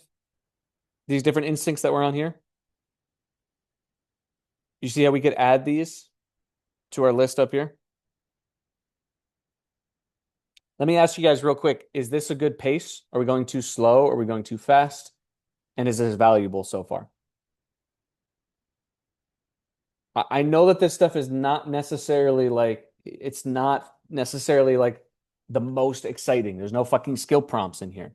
Could go slower? Good. That means I'm going just as fast as I want to. Like, but this is I'm telling you, if you guys get this stuff in here, it will be the most valuable thing. I think our last workshop had like 400 people on it. There's only 90 people on, 95 people on this one. And this is the most valuable type of stuff in here. But do you see how, like, in this ad, do you guys see any snakes in this ad? There's no snakes in this ad. Okay? But there are with those with eyes to see. For those with eyes to see and ears to hear. If you got the copy instincts, you will see the things that you need to see. Poetry, baby.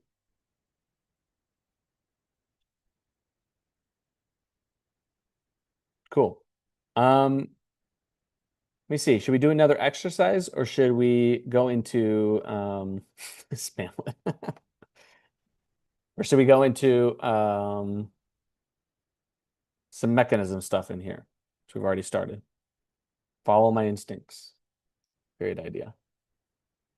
I feel like another example is going to be good.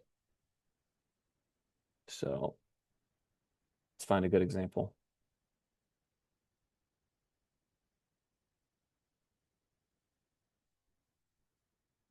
Okay, this is actually good.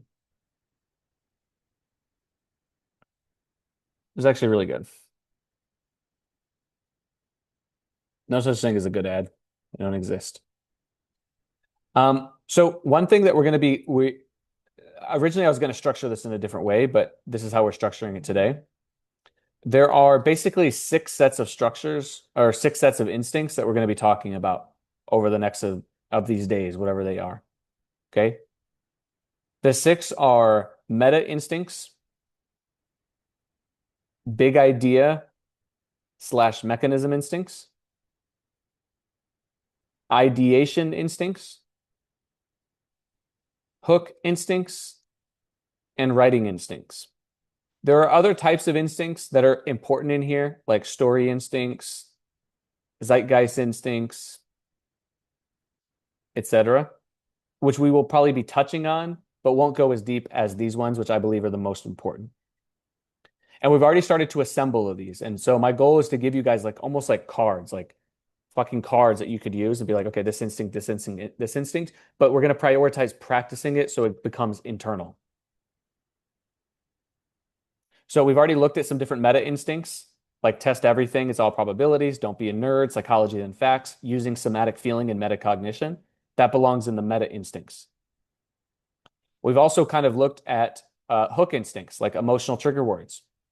And we've looked at ideation instincts, such as amplifying, relevance, visual concrete, contrast, using things like specific visual images and metaphors or associations. Okay, so we've covered some of these things already. Now, when we're going into the ideation instincts, which let's pop them on here. Oops.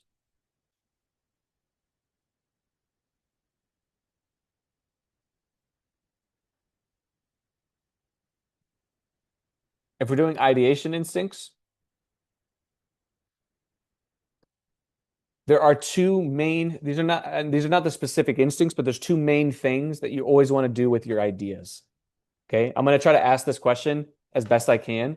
What do you think are the two biggest mistakes that people make with their ideas in their copy? And by ideas, I don't mean like the big mechanism of how the product works. I mean like an idea for an email or an idea for an ad or an idea for an advertorial. What are the two biggest mistakes? There's two main categories of mistakes that people do. Boring, bland, it's not a big idea, bury the lead, no curiosity. Yeah, so one of them is boring idea. Or we could just say bad idea, meaning it's boring, not relevant, too safe, too abstract. Okay, there's a lot of reasons why it can be bad, which you guys have named. What's the second reason?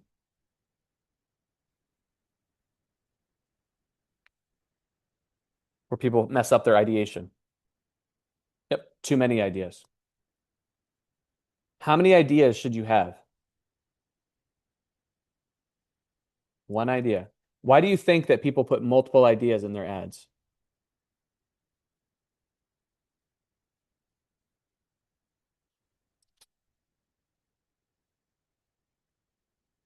Okay, they're not confident enough in one.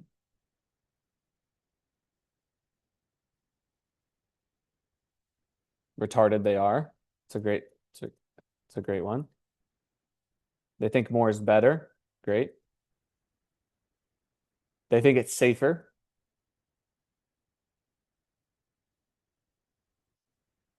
So again, again, my question is, when you go to like a fine dining restaurant, how would you describe the food?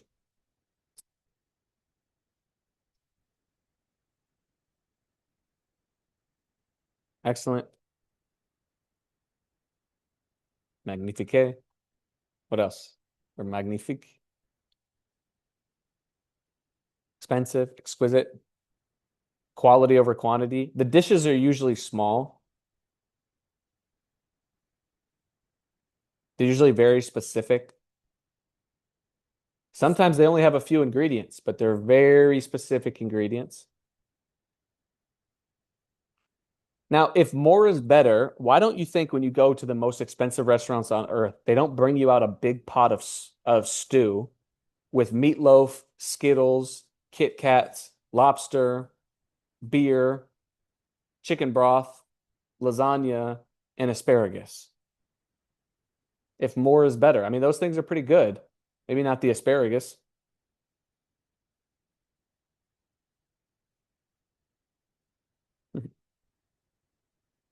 Skittle stew is underrated. Exactly. But do you guys just understand that more ideas does not mean better? Do I need to like have another metaphor or more disgusting ones for you guys to get that? Because I feel like I've been saying it ad infinitum. More ideas are not better. You have to live, you have to die on your own sword. Pick an idea and stick to that idea.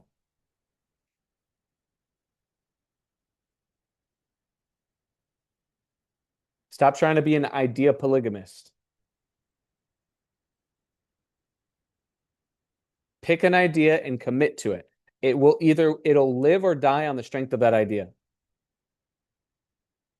Find a nice idea and settle down. Exactly.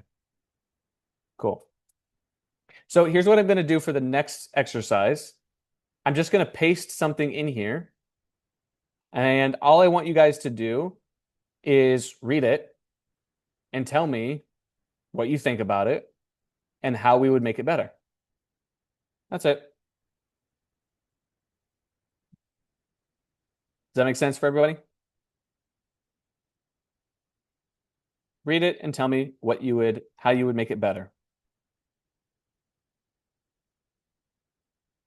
You guys are now the copy chiefs. You're leading the A-lister feedback call. Give me feedback. There's the link to it. Yes, I will, Ashton. I'm going to be back in one quick second. 1 second. Mario, can you manage? Sure.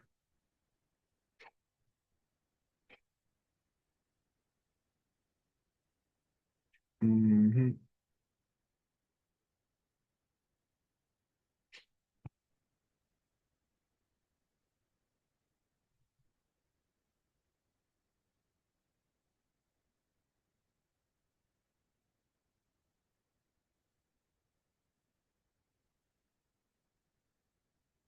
I was actually building a skill file, but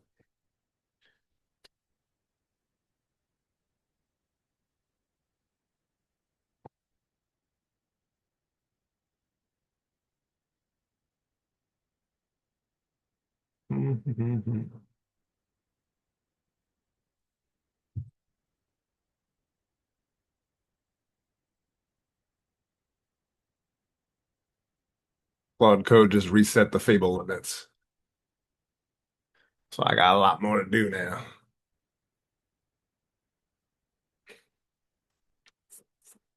I went from 96% until I went from 96% usage down to 2% usage.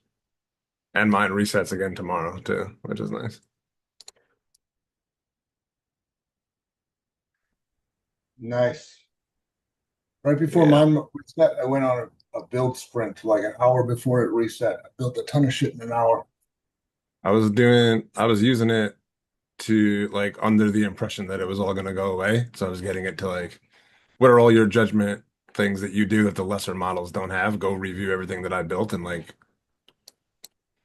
enhance it so that you can repeat at the thing. But I don't I know. literally leave for 1 minute and somehow Mario brought it back to Fable. That's what DC. DC timed it. I had to catch up. Dude, uh, He's telling I've fables. I've It's all also part of copy.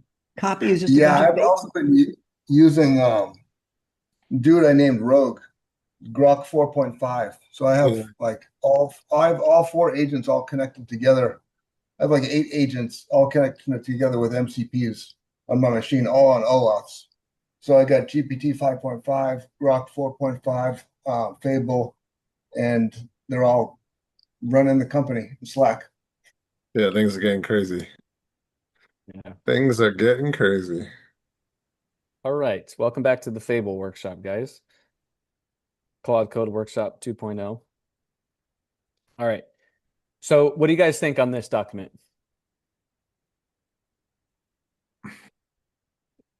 It was written for me. That's for sure.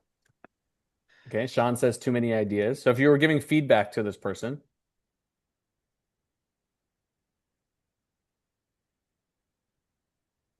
way too many ideas. Okay. Anybody else? Go get a different job. It's kind of rude.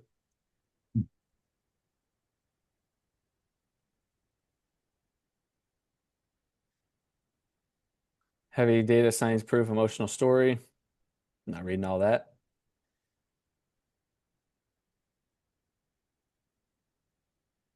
Narrow the story down. Okay, so would you guys agree that there are too many ideas on here? Okay, so then go and identify all the different ideas that you think are good. Let me actually ask you this. Do you think there are good ideas in this one?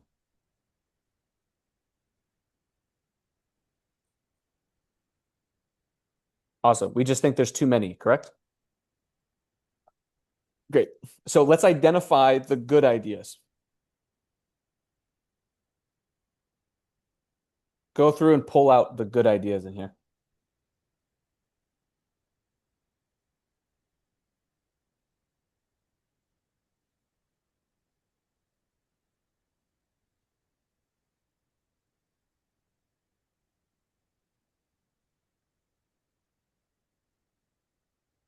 And try to just pull out the core ones that you would build something around.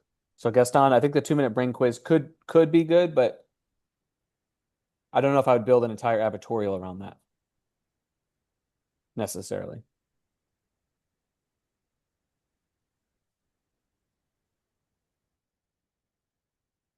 Two tiny brain cells that determine whether you finish or not. Great.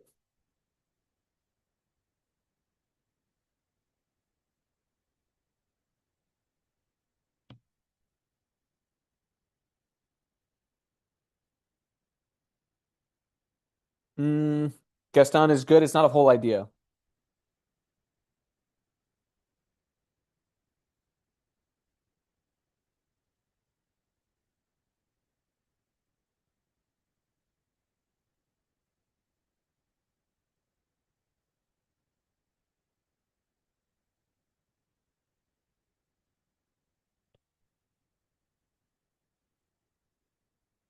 So let's go through. I'm going to go through this process with you. My husband said to me, or let's actually do it like this. I'm going to highlight anywhere that I see some good ideas.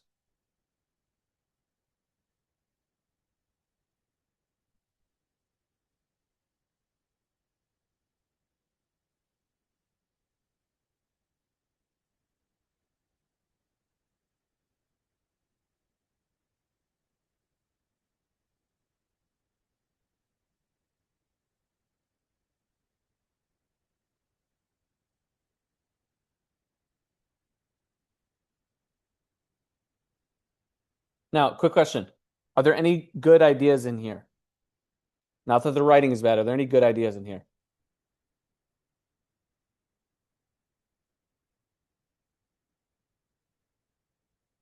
Maybe the last line could be interesting.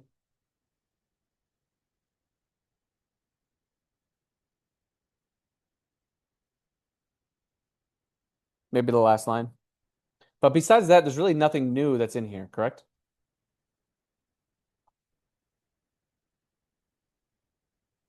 Nothing new. Okay, the night I realized my procrastination, I started passing itself down to my 9-year-old son. That's kind of interesting.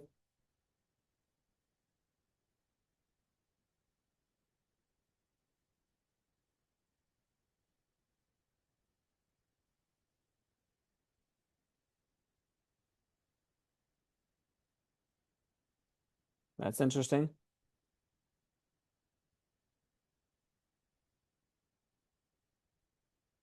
This is interesting.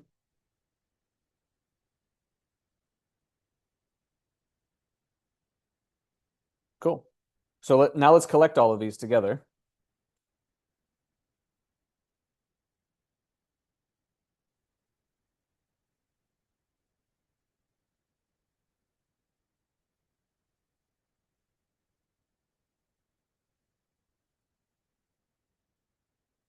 Now, could you have some of these ideas work in the same one?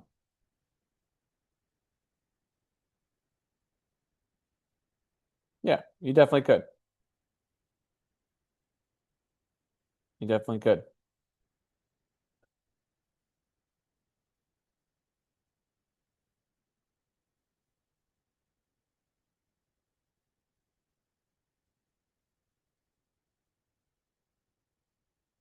Now, my next question is, let's say these are all the interesting ideas. Besides being maybe too many ideas, do you notice anything else about these specific ideas that I have listed here that would make them not fit together? Because you guys already said that we could have multiple ideas in here, but for some reason you felt like these ones were not not correct ones.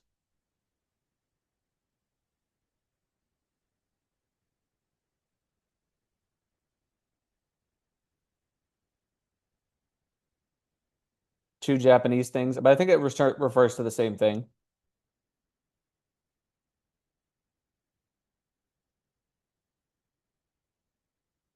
Right? I think the Japanese stuff can all go together.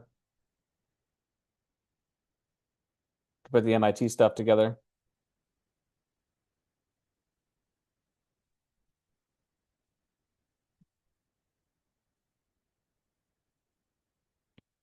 Saw basic curiosity. Could be.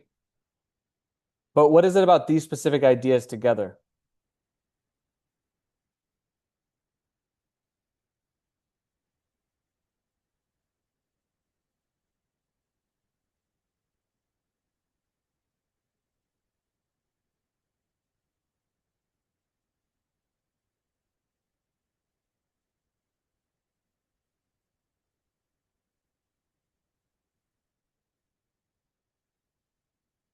Well, one thing on here, when you think of this, Japanese monks, tell me what you associate with Japanese monks.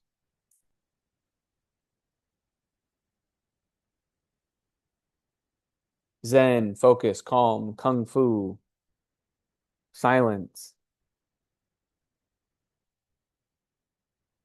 Okay, what movies do you associate with Japanese monks? Name some movies.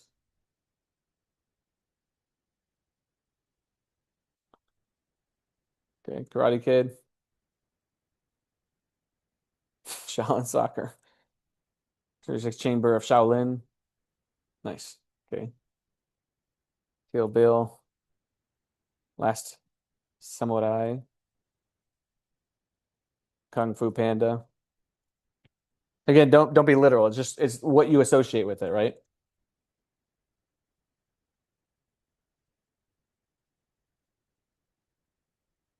Avatar, Mulan. Okay, what do you associate with MIT, two brain cells? What movies?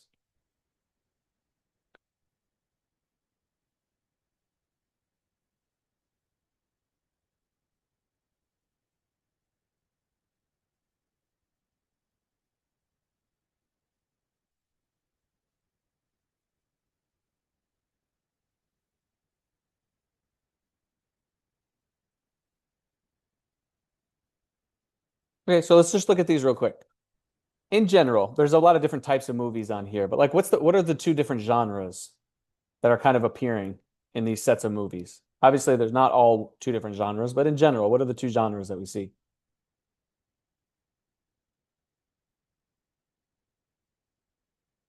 Yeah, one is like sort of kung fu, martial arts, like action, that kind of stuff. And the other one is science fiction, especially if you look at like Limitless, Back to the Future, Matrix. Now, this is a really elaborate way for me to just say that there are two different themes in these ideas.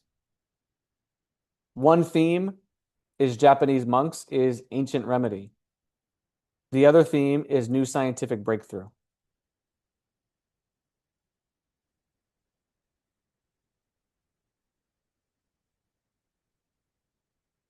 Now, does it mean that you couldn't have a martial arts science fiction movie? Of course you could. But it's a lot harder to do a martial arts science fiction movie than to do a straight science fiction or a straight martial arts. That's why it's really important to understand the theme in your copy, the theme in your ad. Yeah, Matrix is pretty much that. But the themes in your ad, and also understand the themes in your sales page, your advertorials, whatever those things are. Because sometimes two different ideas, one is ancient remedy, one is new scientific breakthrough, can start to clash. Can start to clash. So this is the instinct of what I would call thematic unity.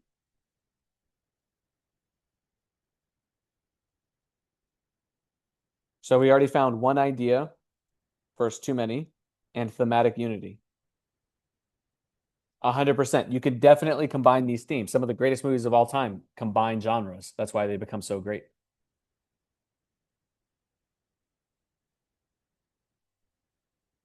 Okay, so we just came up with two more instincts within here.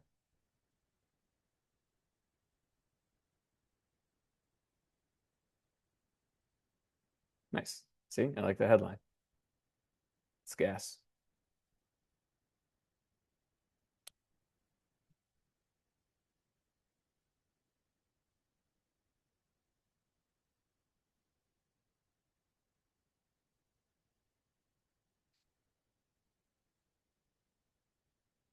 Okay, I want to do another exercise. You guys ready?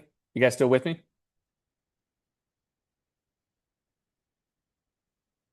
All right. Cool. Let me know. Let me know if we're still flowing on here. I know we're covering a bunch, but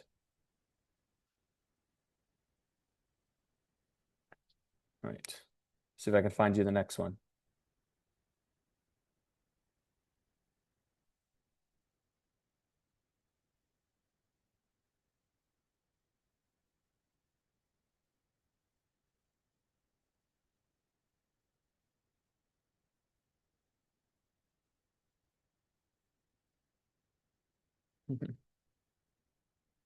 Pop in the chat right now the biggest takeaway that you have as I pull this next part up.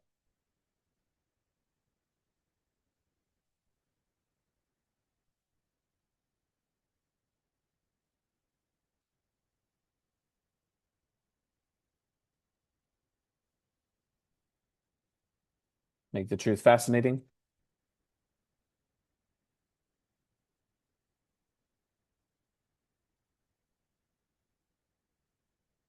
This one's going to be fun. I think you guys are going to like this one.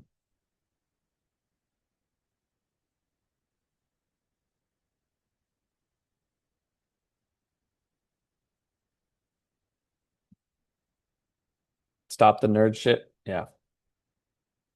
It's going to be hard for you.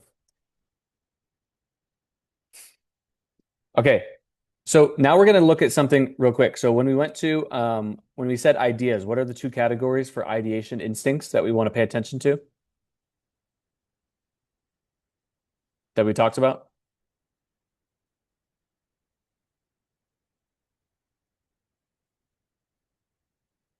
One idea. That's most important. What's the other one? The big mistake people make? Too many ideas. Yep. So one is a bad idea, the other one is too many ideas. So now what we're going to do is we're going to look at a headline, two different headlines. Actually, no. We're going to look at one headline. He he he he he. You're going to look at the headline and then you're going to tell me what you think about it. Okay? And then we're going to write a headline together. But we're going to start with this. Here's the link in here.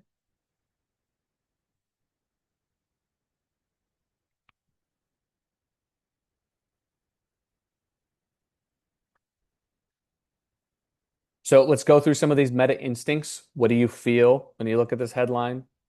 What do you pay attention to when you look at this headline? How would you rate this headline?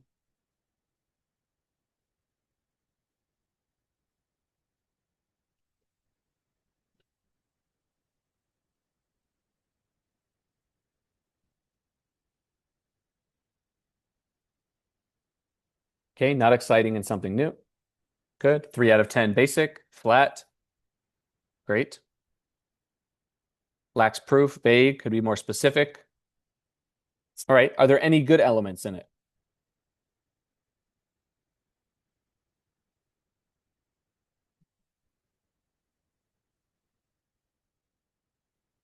The promise. You guys like runs on repeat? Okay.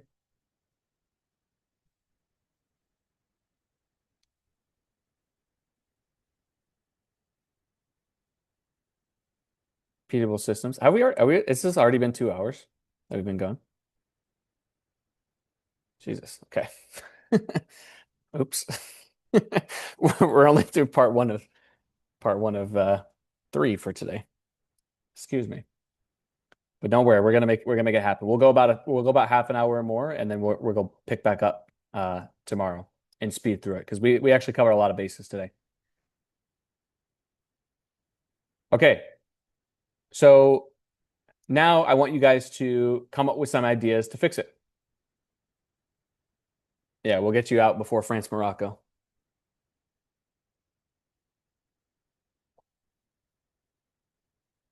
So let's take a minute or so and let's come up with some stuff.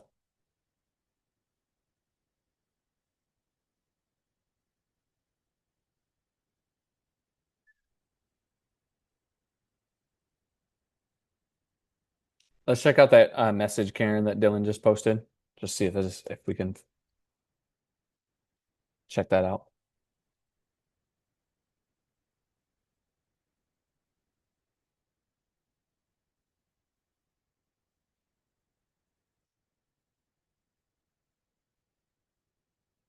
Try to write your own headline.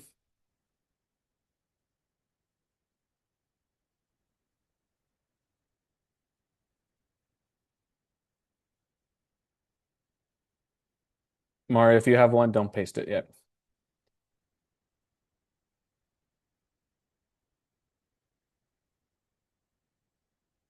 It's my rule. Controlling you.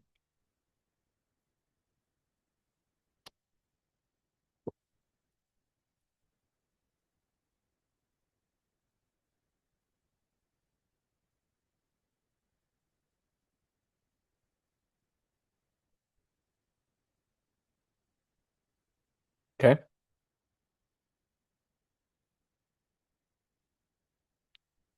And then once you paste your headline in there, I want you to look at your own headline and rate your own headline out of 10. Be honest with yourself.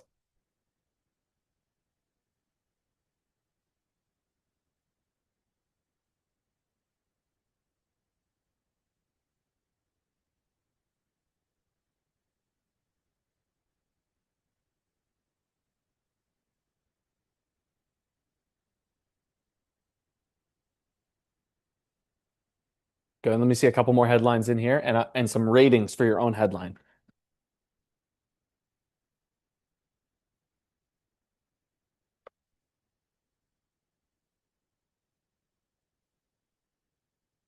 If you're rating it less than a 5, why'd you even submit it?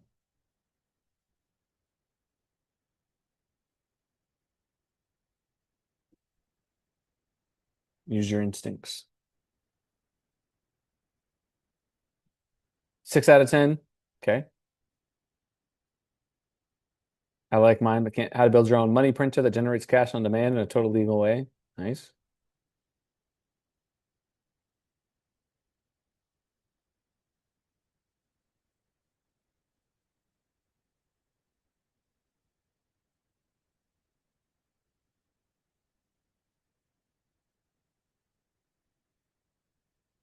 All right.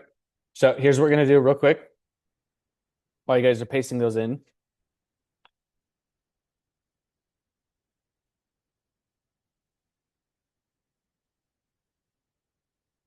Let's look at this one.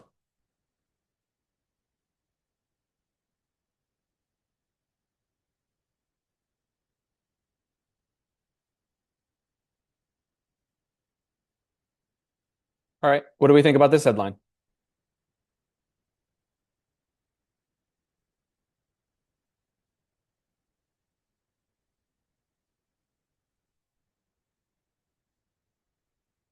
Better. Nice. It's good. Great. How would you guys rate this one?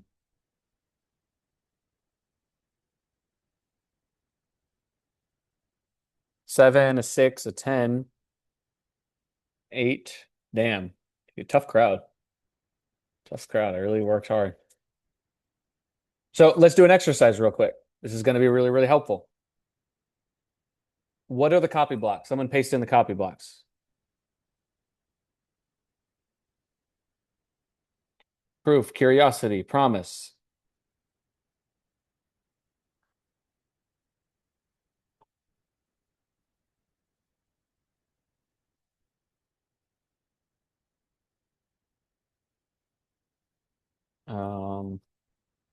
What else are we missing? Constraints. What's the last one? Pain. Damn, Ron was the only one for pain. It's making me sad.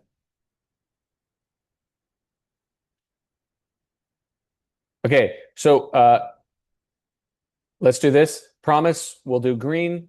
Pain, we'll do red. Proof, what color should we do? Good. Curiosity, what color should we do?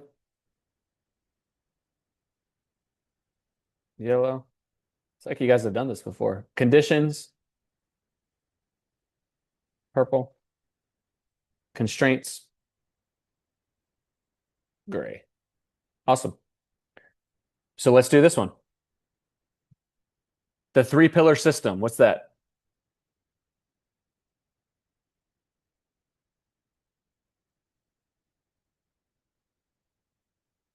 Okay. Helped 1,000 plus freelancers build predictable revenue. Great. So it's a mixture of promise. And then right in the middle of that, we get some proof.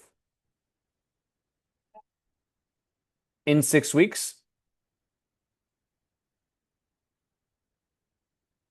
Yep. It could be promise, but we'll say more constraint. And then not years. All right. So from a purely nerd perspective, what are we missing on here? Pain, conditions. Okay, great. So we could add some blocks. That's definitely one that we could add. Now let's go through each of these. Three pillar system. How would we rate that?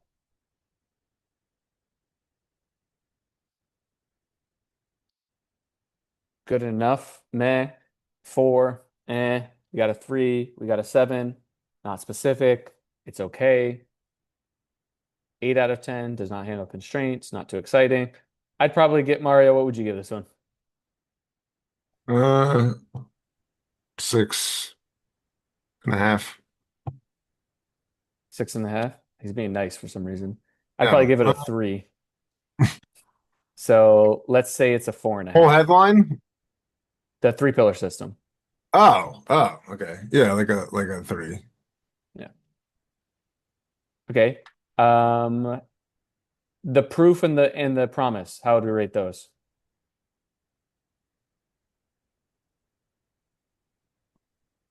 Proof is stronger. Proof is maybe like a 7 or an 8 out of 10. Yeah, A 7. 7. Promise is a good 4 or 5 out of 10. Yeah, more like a 4.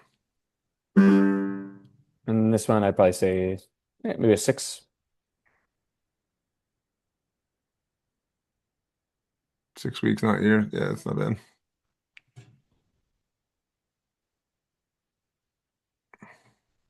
Great. We got some good headlines popping in. So let's go and look at some of your guys' headlines. Some of the ones that are in here. So let's look at Nick. Nick volunteered.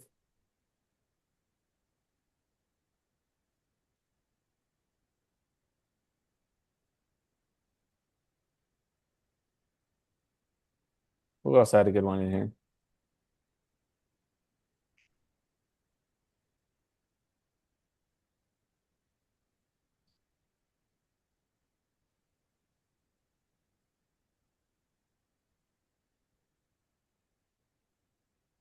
Let's see, I thought Ivan had a good one.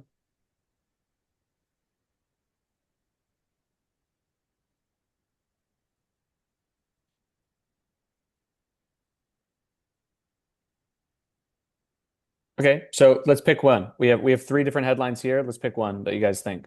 This is 3, this is 2, this is 1.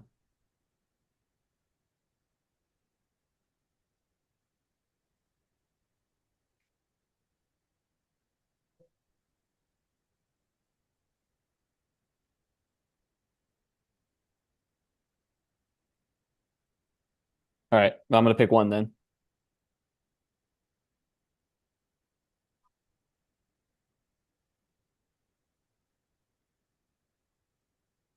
All right, copy blocks this for me.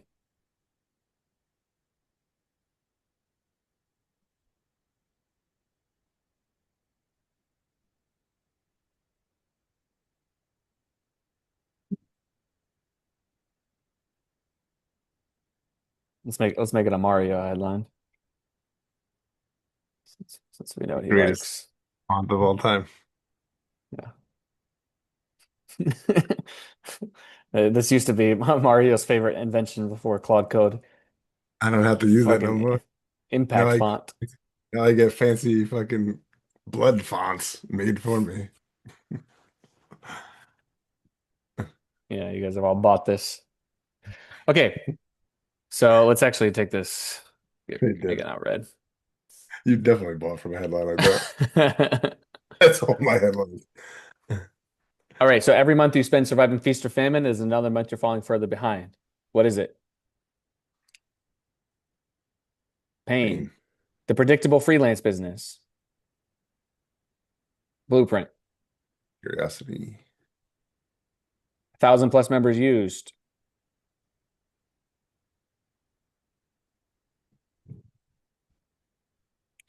Finally escape the panic. Oh. Land premium clients and add 6 figures to their income. 16-year pro reveals. The dead simple 3-pillar system. Book all this stuff. Without this stuff.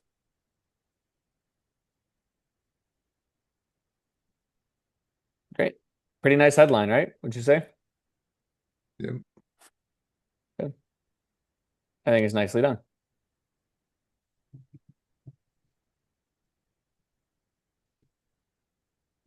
And here's one more on here that you could look at.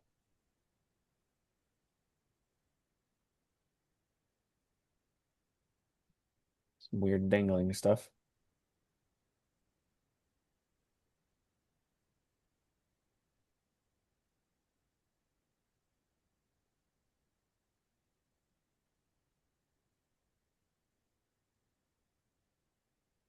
Okay, yeah, proof is pretty fire on this one.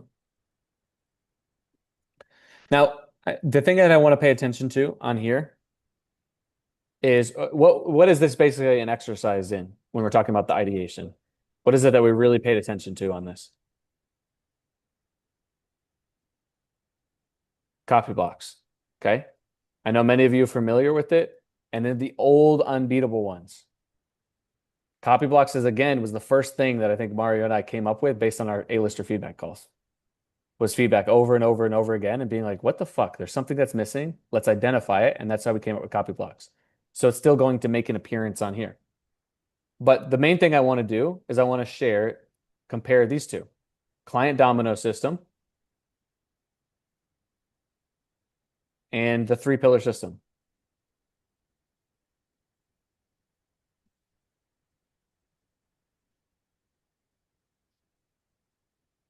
Because right now we're talking about making your ideas stronger. So your idea is stronger. One is amplified. So tell me, why is client domino system good? Visual, evokes momentum. 6-figure chud system. Nice. Desirable.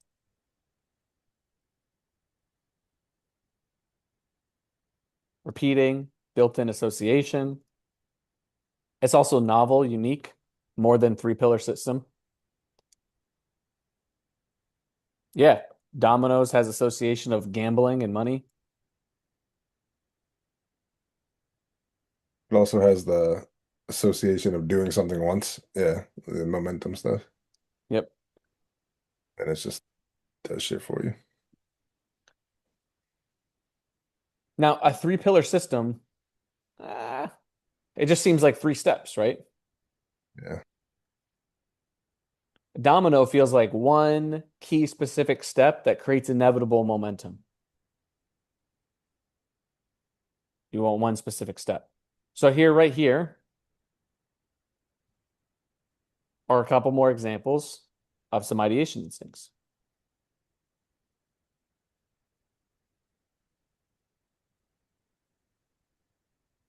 Cool. So I want to start to wrap up for today. But I want to finish on one last note. Or do I want to do this? I'm trying to think. Where do I want to take you? Actually, I feel something a little bit a little bit different. We're gonna go back to our porn over here, our porn tab. Now, for everyone who was either not in Genesis or not on the call when we did this, I'm gonna leave you with a little bit of homework. Sorry, Ari. I'll leave you with a little bit of homework on here, which is I want you to basically come up with a big idea / mechanism for this product, which is kind of like a paragraph selling proposition of what's specific and unique and how you would sell this product together. Okay, that's the homework. I'd like you to look at it. Exactly. I'd like you to look at it, think through it.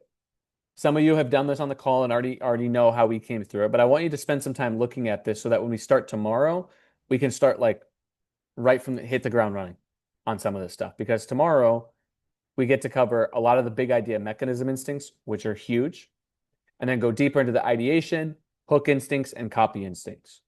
Okay. And I'm going to make sure to land this plane and bring it all home. I know that today there's a lot of things going on and a lot of different exercises. Tomorrow's going to be even more exercises. And I'll also probably have some cue cards that will help you guys remember some of these things. And repetition is everything. Okay. You'll definitely get the recording. You guys have this link on here.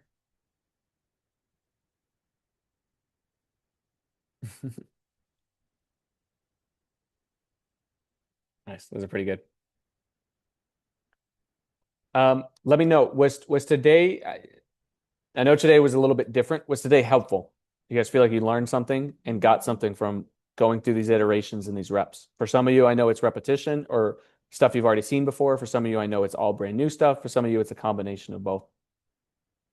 It's valuable to go through and get these reps. Cool. We're going to continue to do the practicing, and I'll give you the PDFs and the stuff at the end because I don't want to give you the answers. I'm going to give you the answers first.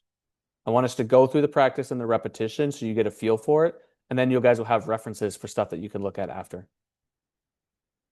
Okay?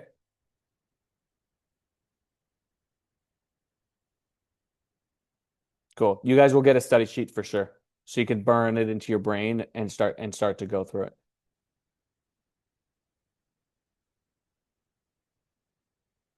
Cool. I appreciate all you guys. I hope you have an amazing rest of the Thursday, and we will see you all tomorrow. Appreciate you. Right. See y'all.